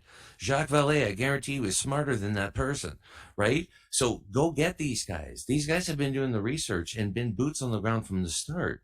And yet we don't give these guys enough credibility. Or when they post something on Facebook, like, oh, Jacques Vallée said this. Well, what does he know about anything? Do you know how ballsy you need to be a guy on Twitter to just say, what does Jacques Vallée know about anything? Like, dude, you could get slapped for that kind of offense. We need to take the hard scientists and listen to what they have to say and stop dismissing it. And I think a lot more people are getting into it. Avi Loeb, Gary Nolan, people of great intelligence, even Eric Weinstein, getting on board. Like, dude, I couldn't hold a conversation with that guy. He's way smarter than I am. But when he's talking about UAPs, you're like, dude, if we could get this caliber of thinkers in on this, you know what I mean? And for once, open up the ability for them to do so, to step up to the plate, we'd have a way better team than just some government guys that don't want the job, want to make it somebody else's problem. Like, why don't we just say, hey, if that's the case, then give it to these guys who really want it, right? The guys who will care that the 5% that they can't solve is a big freaking deal, right? It is a big freaking deal. Like, these guys should be excited. So, 95% just turned out to be balloons. Well, what about this? Oh, actually, this one's actually really interesting. You don't hear that from them. Just just dismissive about it. Oh, man, I can't say how pissed off I am at them. Yeah. Yeah. For me, it's how many times do we need a different office? I mean, let's go back 75 years. You got Project Grudge, Sign, Blue Book. Fast forward a bunch of years, you got, NIDS from Bigelow, OSAP, ATIP, UAP Task Force. Now you got Arrow. How many times are you going to do this? And how many times are we going to be okay with being like, oh, yeah, there's, like Jason said, starting over. And then you have guys writing books about like the Invisible College and all these scientists and high profile people very much already speaking with the people that they need to be speaking with. We're just not getting it. So when they come out with a sort of a consumer facing meeting saying that, yeah, we're looking at 500 cases, they probably have 50,000 cases in government archives. Like, don't waste our time with stupidity. Some of us are not stupid. Some of us are paying attention. And, to my friend's point, who says, when we wake up, this will change. Maybe that's more literal than just we've been infiltrated. Maybe it's our own bloody people that are the alien, because they're sort of deviating from what it's going to take: peace and progress and science and collective. And another thing that nobody's really mentioning is, where is the incentive? We know how the military works. Black budgets get the money. Private industry now. The government's got burned before with FOIA requests, and something got out that it wasn't supposed to. Now it goes in corporate entities. Nobody can ask for it because it's trade secrets, or you can patent that information. So why does the Air Force and Navy want to be holding all this stuff? Because then they have to do a lot of work to hide and make up lies and cover it and sequester it. Just give it to friggin' Skunk Works. Then nobody can ever get it anyway. So, there's money to be made off of this stuff. Why do you think Bigelow is all into this? He's a billionaire, yeah, but you figure out 0-point energy, you figure out time travel, or, no fossil fuel related free energy. Like, who gets there first, he or she who gets there first wins. It's game over. Politically, military wise, even just in terms of, learning from that technology. If somebody discovers that, it raises the common stock of the rest of us now. We all get smarter because we learn how Edison figured out the bulb. And we're like, oh, electricity. And this is just another continuation of Tesla and all these other guys. We do know. And there are at least people that know more than the ones who are speaking. And it's frustrating because we know they're there. We talk with these people. We know, when Kirkpatrick at the meeting said that they hadn't really talked to anybody or, seen anything that displays weird physics. I know for a fact Robert Salas testified in front of them a month ago, because we were in talks to book him, and he goes, let me testify first, and then we'll figure out a date. So don't tell me you don't have, how is something that can shut down your nuclear silos not defying physics? We don't have a weapon that could go to Russia and shut down their nuclear silos. So it is just garbage. Just, again, you can fight as much as you want. They're never going to give you what you want. But let's just be real about what they know. They can't say. And if they are, it's going to be a slow trickle, because they got 75 years to lie about. And like anything, when information leaks, eventually it winds up in the category of self-evident. Like, oh yeah, aliens. Yeah, we knew it all along. Yeah, didn't everybody? They'll be easy to just walk out from under it and absolve themselves. So I think it is a work in progress, but there's people that know. Yeah, agreed on all points. And just real quick, the gentleman, I forgot his first name about sacred geometry. It's Randall Carlson. All I remember was a Carlson. Fascinating guy. I had one last question, and then we'll end with some fun questions. We were talking about ego, and I thought of UFO Twitter. I have been on Twitter about 2-3 years. I do find value in it, and I think it's a good clearinghouse for news, right? So if a new video comes out, a new article, new podcast, new whatever, I regard it as a news source. I haven't mentioned this. I think it might ruffle some feathers. Some people think that UFO Twitter applies pressure for the government to disclose things. I don't agree with that. I think Twitter has zero influence working toward disclosure. I'm not saying it's a bad thing. I like it in the sense of a community, but I don't think anybody from DOD is going on Twitter and feeling pressured and then taking action. And I'm wondering what you guys think of that. If you already knew something, like let's say it's a magic trick and you know that it's the 4 of spades. If you have all these people making noise about how it's definitely the Queen of Hearts, you just sit back and keep your mouth shut, because you know they don't have anything. Now, somebody goes on Twitter with some damning evidence and something that is legit, you watch how fast that narrative changes and things disappear. But when they know what they know, and they know we think we're trying, and all these people have all these ideas, there is zero threat. Government could care less, because, again, it is not in their mandate to appease us. They don't care. This isn't like customer service where if you don't do it, we're going to write you a bad review. They do not care. That hearing was for them, by them. We don't come into the picture. And when you're in these intelligence and government agencies, the average Joe is just a sheep, right? You've been told for years you're better, smarter, given roles and medals and all that. You have an ego, and then you have your boys club that you share it with, and everybody else is on the outside. So nothing on Twitter has ever struck a nerve hard enough to warrant any kind of a reaction. And they would also give away their hand if they did react, because then the conspiracy theorists would go nuts and say, there's something there. And it would just cause more of what they don't want.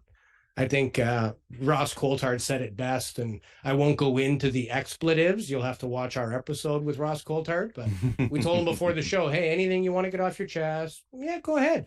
And then I'm like, hey, what do you think about UFO Twitter? And the Aussie started just giving her. Just F-bomb, yeah. F-bomb, F-bomb. But nonetheless, it's true. And Avi Loeb's a little bit the same way, not with the swearing, but it's kind of like, how dare you, couch ufologist, tell me, who's a friggin' scientist and a head scientist at Harvard, teaching the future of what will be scientists, who the hell are you to tell me anything? And I think that's the only statement that is worthy of an ego. At some point, it's like I have two dogs now. I have a 12-week-old puppy and I have a 4-year-old that's bigger.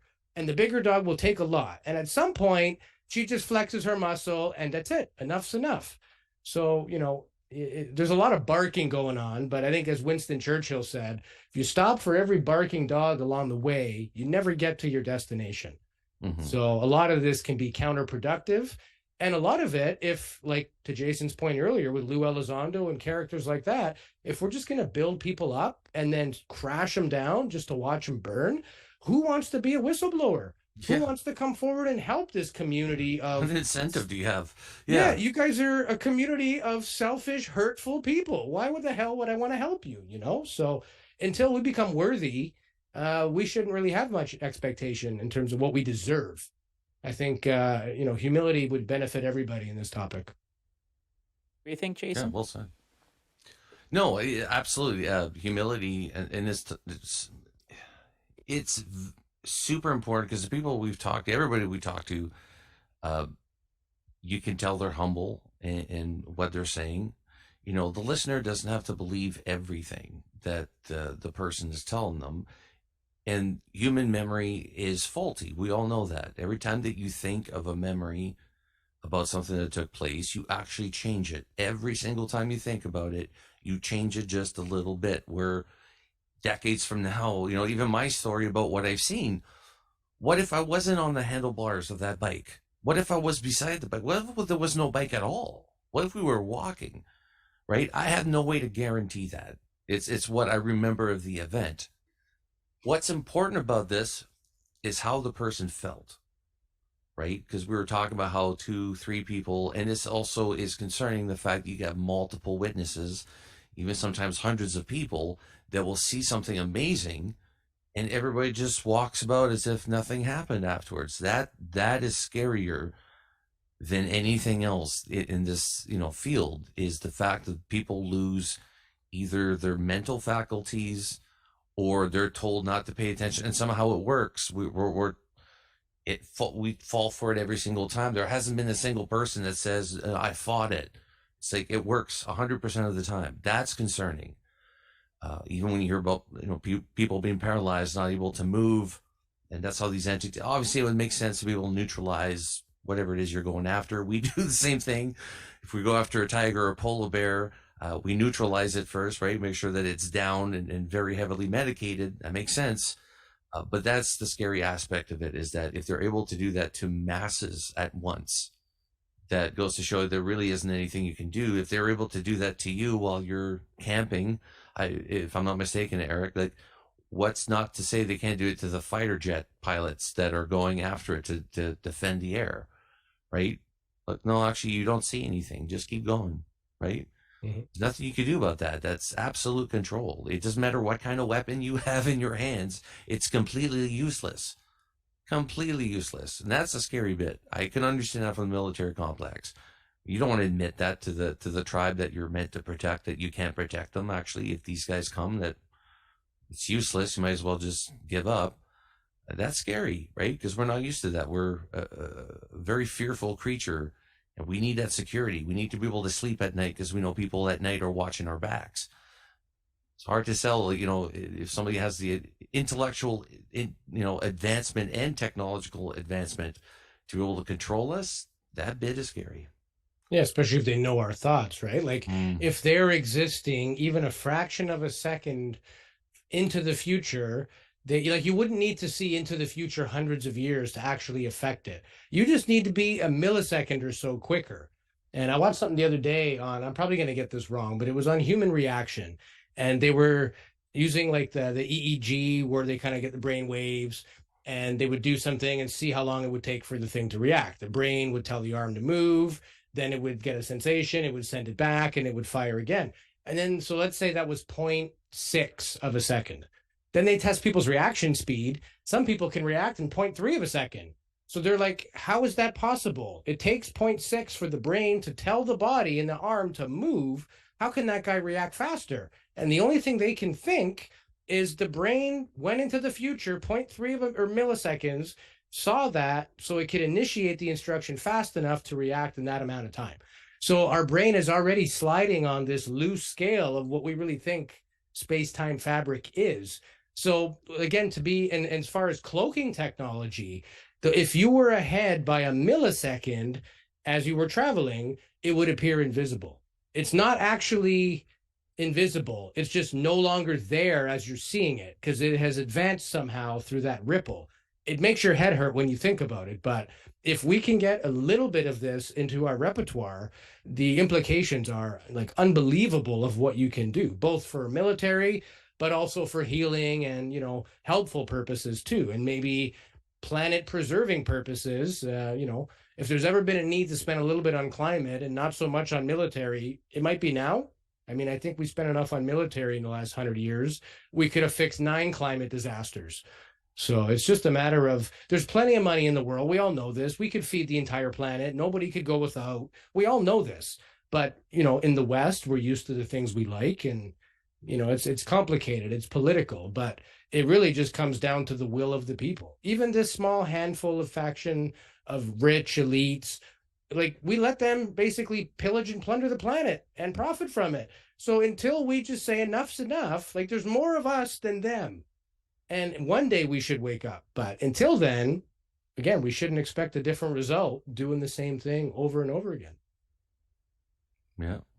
Yeah, backing up a sec, you mentioned some names that I'm also a big fan of, Ross Coulthart, Jacques Vallée, and some others.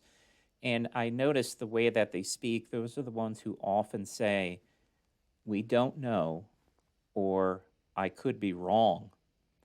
And Exactly. I love the humility. When I first got into this stuff, I reached out to an organization that you would recognize, and I said, hey, what can I do to contribute to the UAP community? And they said, well, just keep doing what you're doing as a therapist. And I said, okay, that makes sense.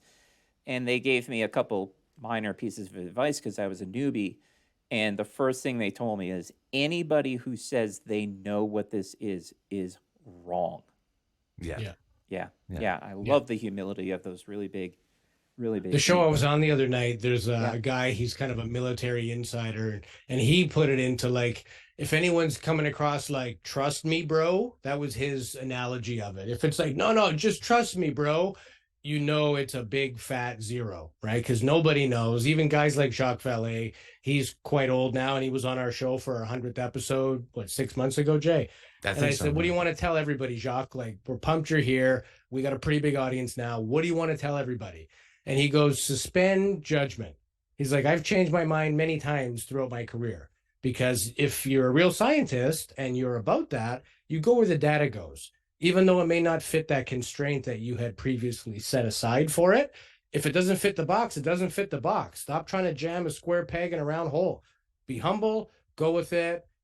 And guys like Stanton Friedman were like that too. I know some people don't like him, but I think he was not scared to put his name and reputation out there and just say, hey, this has to be, at least warm. I'm not totally cold where I'm going, but you don't know either. So we can be friends. If you don't agree with me, cool. Why? Maybe there's something I'm missing that you can help me with. Let's go back to the days of healthy debate, because you can be skeptical, right? Because a skeptic has a healthy balance of the facts. You think a certain way. I don't agree with you, but I see why you think that. Like, I see how you came to that conclusion, and I came to my conclusion this way. That's healthy. If you're a debunker and your mind's already made up and there's nothing you can tell me, then you're poisonous. That is the definition of ignorance, that even if you're presented with facts, you don't want to hear about it. And I think this group of people in our community, there is a faction of those people. A lot of them have been doing this a long time. Some of them have had some fame. And it's basically, no, I'm the messiah of disclosure, and I'm the only one that has it right. And even if they don't say that, their actions would allude to it. And I think there's a lot of that happening now. It's unfortunate. There's some people that, we were fond of, and they're making a bit of a circus out of this and turning it into a show. And some of us don't like it and don't think it's funny, right? When you talk to people who break down and cry on your show, like Kevin Day, because of his experience, I don't think it's a joke, and I don't want to see a funny meme of you in your show. So we take it seriously. We get fired up because it matters. Jason always says, the media makes fun of this, like on a lighter note. On a lighter note, if this is real, this is the most profound thing that humankind is ever going to discover. Heaviest subject ever covered. Yeah, there is no lighter note. We're in this thing. Let's give it the respect that it deserves. And let's not treat the witness testimony like it's nothing. Even if there is no sensor data, people aren't going to, maybe some people make it up, sure. Some people have psychosis, right? But there's a lot of people that have had reputations and nothing to gain and everything to lose, and they still went out and did it. And guys on their deathbed, why would you choose that to be the last thing you told your family? Aliens are real. How about I love you and I'm proud of you? Like, if I'm dying, I'm going there.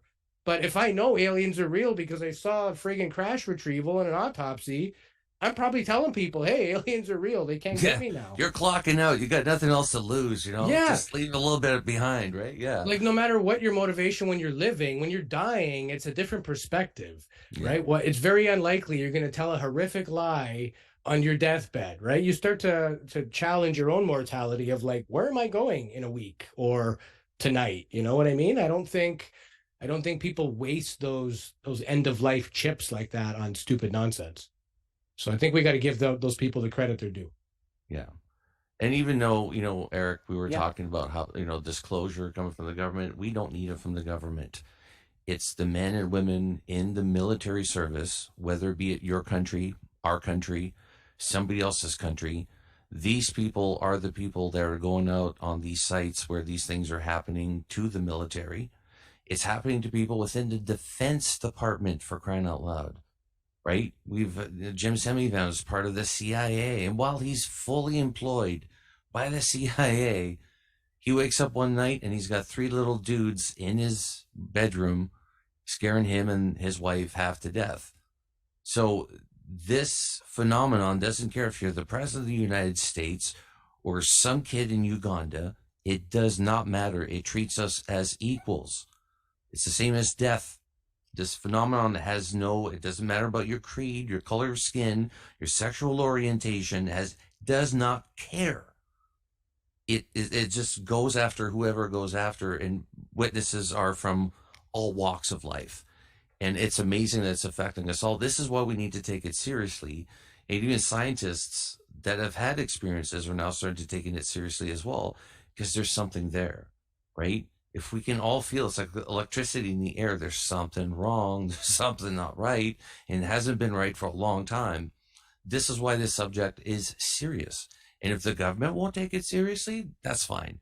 But the rest of us, like yourself and ourselves, we're paying attention, and we're going to continue covering this and investigating it. Because if the government's not going to do it, like MUFON had a slogan on their shirt, doing the Air Force's job since 1969. You know what I mean? And it's so relevant. Like, it still applies today. I'm sorry, but these groups are doing far better work than a fully funded by the government organization called the Resolutions Office is doing right now. Rather pass it on to somebody else. Good. Do that. Please do that with the budget. Yeah, do us a favor. Give it to somebody else. Step aside. Give it to somebody who wants it. Yeah. Standing. Agreed on all points, gentlemen. Of course, I was listening. I mentioned humility earlier, and you just brought up debunkers. And it seems like I just said a minute ago, the people who know the most are the most humble. The debunkers, they are so obscenely confident and incredibly obnoxious about it. Arrogantly so. And it's just the arrogance of it. And so my favorite image is the Mosul orb. I'm very interested in the Mosul orb. And this has been studied for 7 years now. I believe the photo was taken in April 2016 in Mosul, Iraq. And so the best and brightest have absolutely no idea what it is. And then within 4 seconds of a guy seeing it on Twitter, he's like, it's a puddle. And it's not even, it could be a puddle. He's like, it's a puddle. It is. Yeah. And I'm just like, what? Who are you? Like, where did you come from? And you figured this out. That puddle's in 3 or got a 4 shadow, seconds. man. It's just so weird.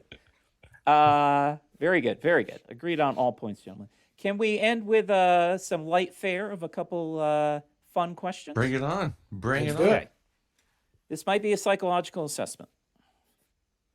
I told you there was going to be a test. Oh, boy. God.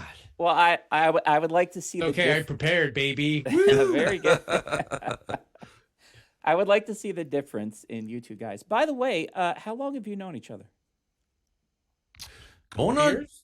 Yes, about at least 2 years. At least 2 years. Yeah.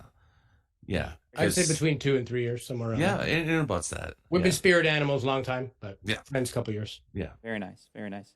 All right, so this is you have a choice of one or the other. Okay, and we'll start with you, Jason, and then Louis will give us feedback. Is this like a couples thing where I got to know what his Love it. favorite dinner I love it. You meal better is? freaking know, Louis. How well do better you know, know. his favorite color? I have no It's idea. over I'll if be you honest. don't know. I have no idea. If it's my wife, I'll nail it for sure because I've been paying attention. But yeah, this will be fun. Let's see what you got, Eric. All right, we asked the hard-hitting questions here. Jason, what is worse, ironing 6 shirts or shining 1 pair of shoes? Shining a pair of shoes. Okay, and Yeah. I was Louis, in what- cadets. I remember that. Yeah, Louis, which one is worse?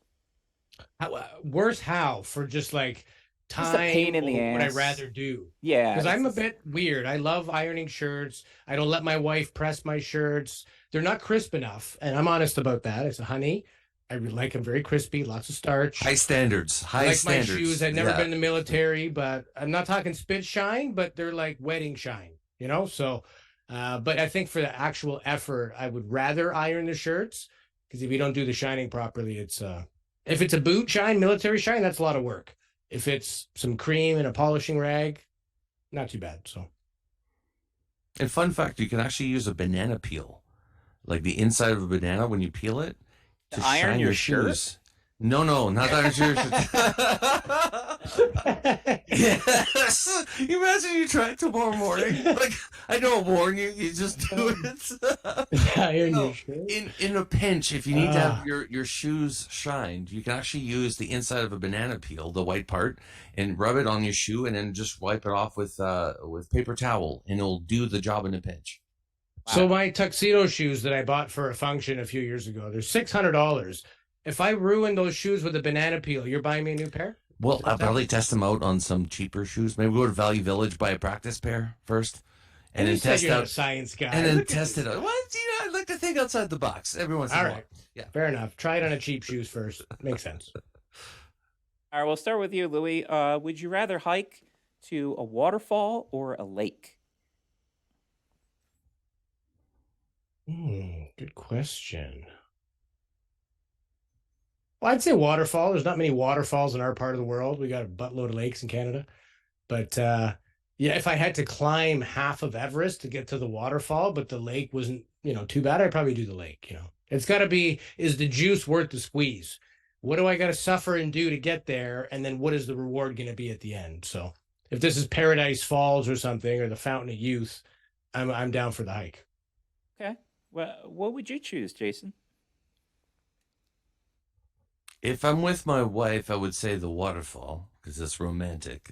But if I'm with Megan Fox, then definitely the lake. Why, are you going fishing? Well, you got a little bit of swimming. Gonna iron some shirts with a banana peel. aren't you?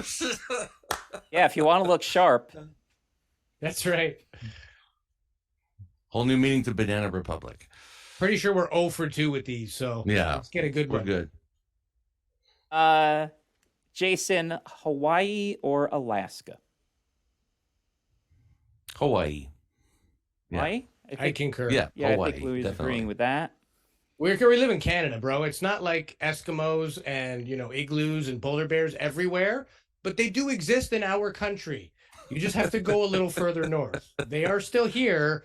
Most of Canada lives on the U.S. border anyways, so we are no different than you folk. But yeah, I would say Hawaii. Hawaii, there aren't many places in Canada that are like Hawaii. In fact, none. Yeah. Yes. Nowhere close. Yeah. Yeah. We're about as close as you get to tropical, somewhat moderate climate. The rest of Canada gets hammered in the winter and sweltering hot in the summer. Yeah, I got my undergrad on the Canadian border, the top right corner of New York, Plattsburgh, New York, and it was quite brisk. And then I studied under a psychiatrist. He graduated from McGill up in Montreal. He says, "Oh, Eric, Montreal's got 2 seasons." I go, "Really? What's that?" He goes, "Winter and the 4th of July." Yeah. Pretty good. But Montreal's awesome. You got to go there in summer. Yeah. Montreal is the place to be. It's like Europe, essentially. Mm-hmm. Yeah, basically. Yeah. I think we're back to Louis here. Sunrise or sunset? Probably sunset. Sunrise, depending on the time of year, that can be a commitment. Like I'm not getting up at 4 o'clock in the morning to watch the sunrise. Mind you, I work a professional job and I've been getting, slave to the bone for 22 years at it. I'm done with early riser. And now we have a young child, so sleeping in doesn't exist anymore. So I value my time more than money. I would pay for more time if I could, in fact. So Yeah, I'd say parenthood. sunset. Sunset. Okay, and Jason? I like sunrises better than like sunsets. So I'm going to say sunrise. Yeah. Yeah, I'm a big fan of sunrise. Here's a really good one, Jason. Einstein or Tesla? Tesla. Tesla? Yeah. Louis? I would say Tesla. Yeah. Again, I think Einstein has kind of been stomped on a little bit by the physics community because they proved, general relativity versus whatever the hell it was before that. Some people have poked some holes in Einstein. I think most of Tesla's work was confiscated after he passed. Yeah. So he kind of has that enigma. And, there's a reason why Musk used the name. It's great marketing. He's the one we know less about in this country. Plus, Einstein was a German around the time of war. I think he maybe gets typecast the wrong way. But Plus, he was part of the Manhattan Project too, right? Like he helped build the atomic bomb, and that. Yeah, it's and with not a good Oppenheimer. image. So yeah, I would say Tesla. In terms of who was better for the planet, I'd probably Tesla.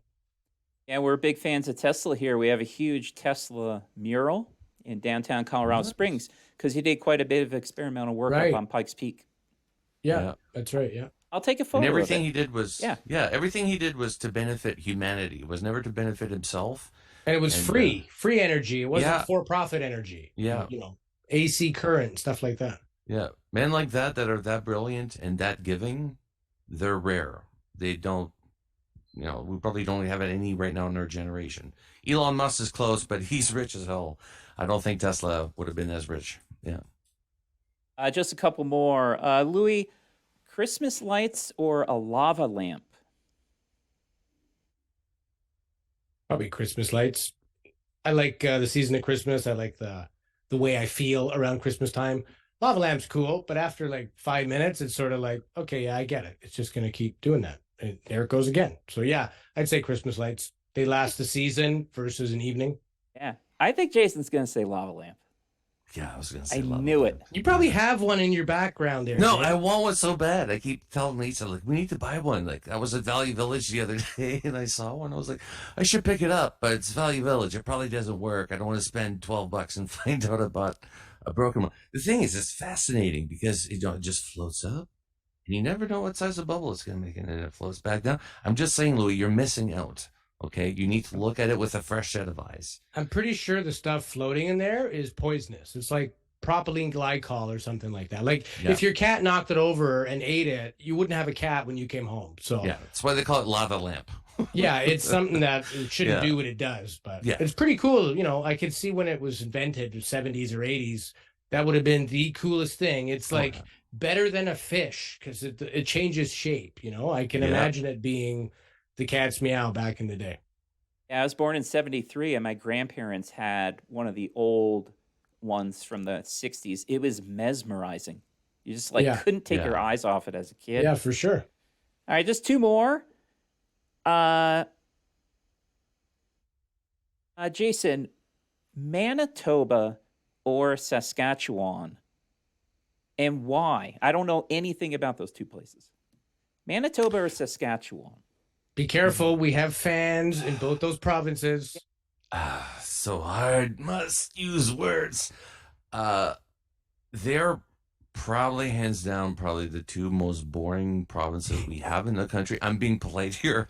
I'm being really polite. I'm holding back. All right. Good night, everybody. Gotta go. I just want to say, Jason Guillemette does not speak on behalf of UAP Studies Podcast. The opinions may not be shared by those who co-host the show. Not all opinions are that of Louis. Oh, that's funny. Yeah, no, they're not the most. Manitoba and Saskatchewan, basically, you reach halfway through the country when you get there. If you haven't ever been through there on the highway, basically it's plain as far as you can see. If it's winter, then it's just snow as far as you can see. There's no trees. It is boring. There is nothing to look at. If you're on a road trip, it is the worst part of your road trip. This is the part where you're definitely either drunk or using some sort of recreational drugs because there's nothing. We do not condone drinking or going using on. recreational drugs. Not or everything operating a motor said vehicle. is approved by Louis. But I'm just saying, those are the two provinces. That's my take on it. Yeah. Here's the reason, though. That's Yeah. if we talk geology, that was part of the Canadian Shield. So it was glacial millions of years ago. It's very flat. We're on the west coast of Canada. So we're kind of like a little atmospheric eddy on the west of the Rocky Mountains. Halfway through BC, you start to approach these Rockies. And then you're in Alberta, which is north of Montana, and North Dakota and all these other Wyoming, and they're flat plains, ranch style landscapes. So in Canada, we all tease each other depending where we come from, very much like other cultures do. But you didn't answer the question, Jay. I don't want to steal your thunder. You still got to answer Manitoba or Saskatchewan. Oh God, I gotta pick one now. You got to pick one. Which one would be worse? I probably would kill myself faster in Saskatchewan. I'm going to say Manitoba because at least it has Winnipeg. It's got something going for it. But yeah. Winnipeg can get to be, and Winnipeg's a city in Manitoba, it can get to be minus 40 and change centigrade in the winter. cold. We're not talking Fahrenheit. Yeah. And speaking of that, I think that's why Americans think Canada's all polar bears, because you'll see 75 degrees in Washington, and then you'll see 12 in British Columbia. So you people must think we are in the snow all the time, but there is a metric system conversion that I'd like to remind everybody about. I would also pick Manitoba. There's a mosquito thing in Winnipeg in the summer, but Saskatchewan's very flat, very boring, very windy. See, even the positive that we can say about these two provinces are not positives at all. You just said there's an issue with mosquitoes in the most boring part of Canada. But very nice people, though. These people will give you the shirt off their back. So. They would have to be to live in Manitoba and deal with the mosquitoes. They're very nice people, but it's impossible. I've been through there many, many times. There's some towns, Eric, where the bus would stop and it would be a population of, I don't know, maybe 80 people. All the blinds are shut. This is like July.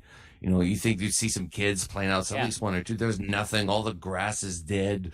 Like the whole town, there's like a couple people peeping through like the shades of the house, and they're all gray inside. And like the bus stop would be the same place where you would go to the Sears catalog and order stuff, in a small town. Like it's just, look, I have no positive views of the prairies, but that was just from me traveling through there. I'm sure there's some great people, but it is tough land to live on for sure. Like compared to the East Coast and the West Coast, which I think we haven't made, people in the middle, they're really, my hat's off to them. Just one more personal question, and then we'll end with one different. If you had to do it all over again, Louis, would you be a land surveyor or an electrician? Electrician. Why's that? Because I don't know. I just think that there's a certain skill set involved with that. If you get it wrong, you could kill yourself. And again, it shows the magic of science in the universe. Like, how is electricity something you can't see or smell or anything, but you can sure feel it if you get it wrong. So I've always been fascinated by that. I was a car audio buff when I was a kid. That's back in the day when you put subwoofers in the back of your car, and I learned how to wire all that up. I worked at Radio Shack when I was a teenager. So, and then I worked at a Home Depot when I was like 16 in the electrical department because I lied and said my dad had electrical experience as a contractor. My dad was a contractor, but electricity is the only thing he doesn't touch because it scares the hell out of him. So I've just always had an affinity for electricity. So I would choose that. Jason? Land surveyor. They make a lot more money, I think. Yeah, they make some good cash. Yeah. I would just want to be outside. And the last question is the same for all the guests. Whoever wants to answer first, that is just fine. If you could go back in time and meet yourself as a little kid, what is the one concise piece of advice you would lend? I would say stop worrying. I've always been, I mentioned earlier in the episode that I was a med student, right? I was supposed to be a doctor, and I come from a European immigrant family. And when you tell your parents that you're not going to med school because you want to just kind of figure out life and see what comes your way, that's a difficult thing. So I always had second guesses and doubts, and what if I screw up and I have nothing to show for myself at the end of it? And I always thought that as a kid, and that's baggage that I carried in my life. And I would tell myself, just stop worrying. Stop being just enjoy the ride more. Don't stress out as much. Great. For me, I would say never hold the responsibility of who you are as a person. Never let anybody else's opinion of you or what they think of you as a person ever affect who you are, what your judgment is, and what you believe in. I think we're all catered to be people pleasers from a young age. We're taught that as toddlers, say your please and thank yous and don't be rude and all that. But we need to reintegrate, especially these days, because everybody's trying to identify us. Everybody's trying to find a meaning to their lives. And it's crazy. It's a little bit hectic out there. But it doesn't matter what somebody else thinks of you at all. What it matters is what you think of yourself, what improvements you can make for yourself. And don't hold yourself or compare yourself to other people. You will never be that person. They'll never be you, right? I think we all lose that. We all try to measure ourselves accordingly to other people. And we're never going to be original and think outside the box as an individual or a society until we realize that we need to, individualism is important. And we don't need validation from society. I mean, we got these apps on our phones to distract us, whether it's Facebook and stuff like that. And all three of us know the game. When you're in podcasting, you got to publish this stuff outside. You got to keep a good persona going and stuff like that. It's hard. But who you are as an individual, even in this field or any other field of study, be true to yourself. And if you're true to yourself, you'll find the answers that you're truly looking for, whether it be in ufology or any other aspects of your life. Well said. Well thank you. You heard it here first, folks. Well, I didn't come up with a diagnosis for Louis' symptoms, but you were bad-mouthing those poor people in Saskatchewan and Manitoba. So bad, Jason. I think I'm going to give you oppositional defiant disorder. It's just, love it. Yeah, we came here for a podcast, and now we realize we both need therapy on a pretty regular basis. I knew this was a bad idea. Well, gentlemen, thank you so much. It's starting to sound cliche. Each episode I have, the newest one, I say that was my new favorite one, and this is my new favorite one. Hopefully you will not be dethroned by my next guest, and that is Rizwan Verk. Everybody calls him Riz, host of the Simulated Universe podcast. He'll be on in 2 weeks. Gentlemen, thanks again. I really appreciate it. We'll have to do this again sometime. Absolutely. Anytime. Appreciate the invite. Yep. And if you have anything new and exciting or any interesting guests that are in this field and they want to have a platform or collaborate, or, we like to help other people out too. We have people send us their experiences, but also podcasters. In fact, we had a gentleman who we met on Facebook. His name is Marquise Williams. I thought he was brilliant, had him on our show, put him on a panel with us. He bumped into Dave Scott. He's now running Dave Scott's weekend show as a result. So things like that make us feel good. We're not in this for the money. There is money to be made. That was never our intent. We didn't monetize when we could have. We're just not about that, right? We're about helping people. And, that's what this is all about. You help people in your day job, and we do this as a hobby for the same purpose. So thanks for having us. Yeah. My pleasure, and your work is appreciated. All right, everybody, that was episode 015 with the boys from the UAP Studies Podcast. I'll see you in a week or two. See ya.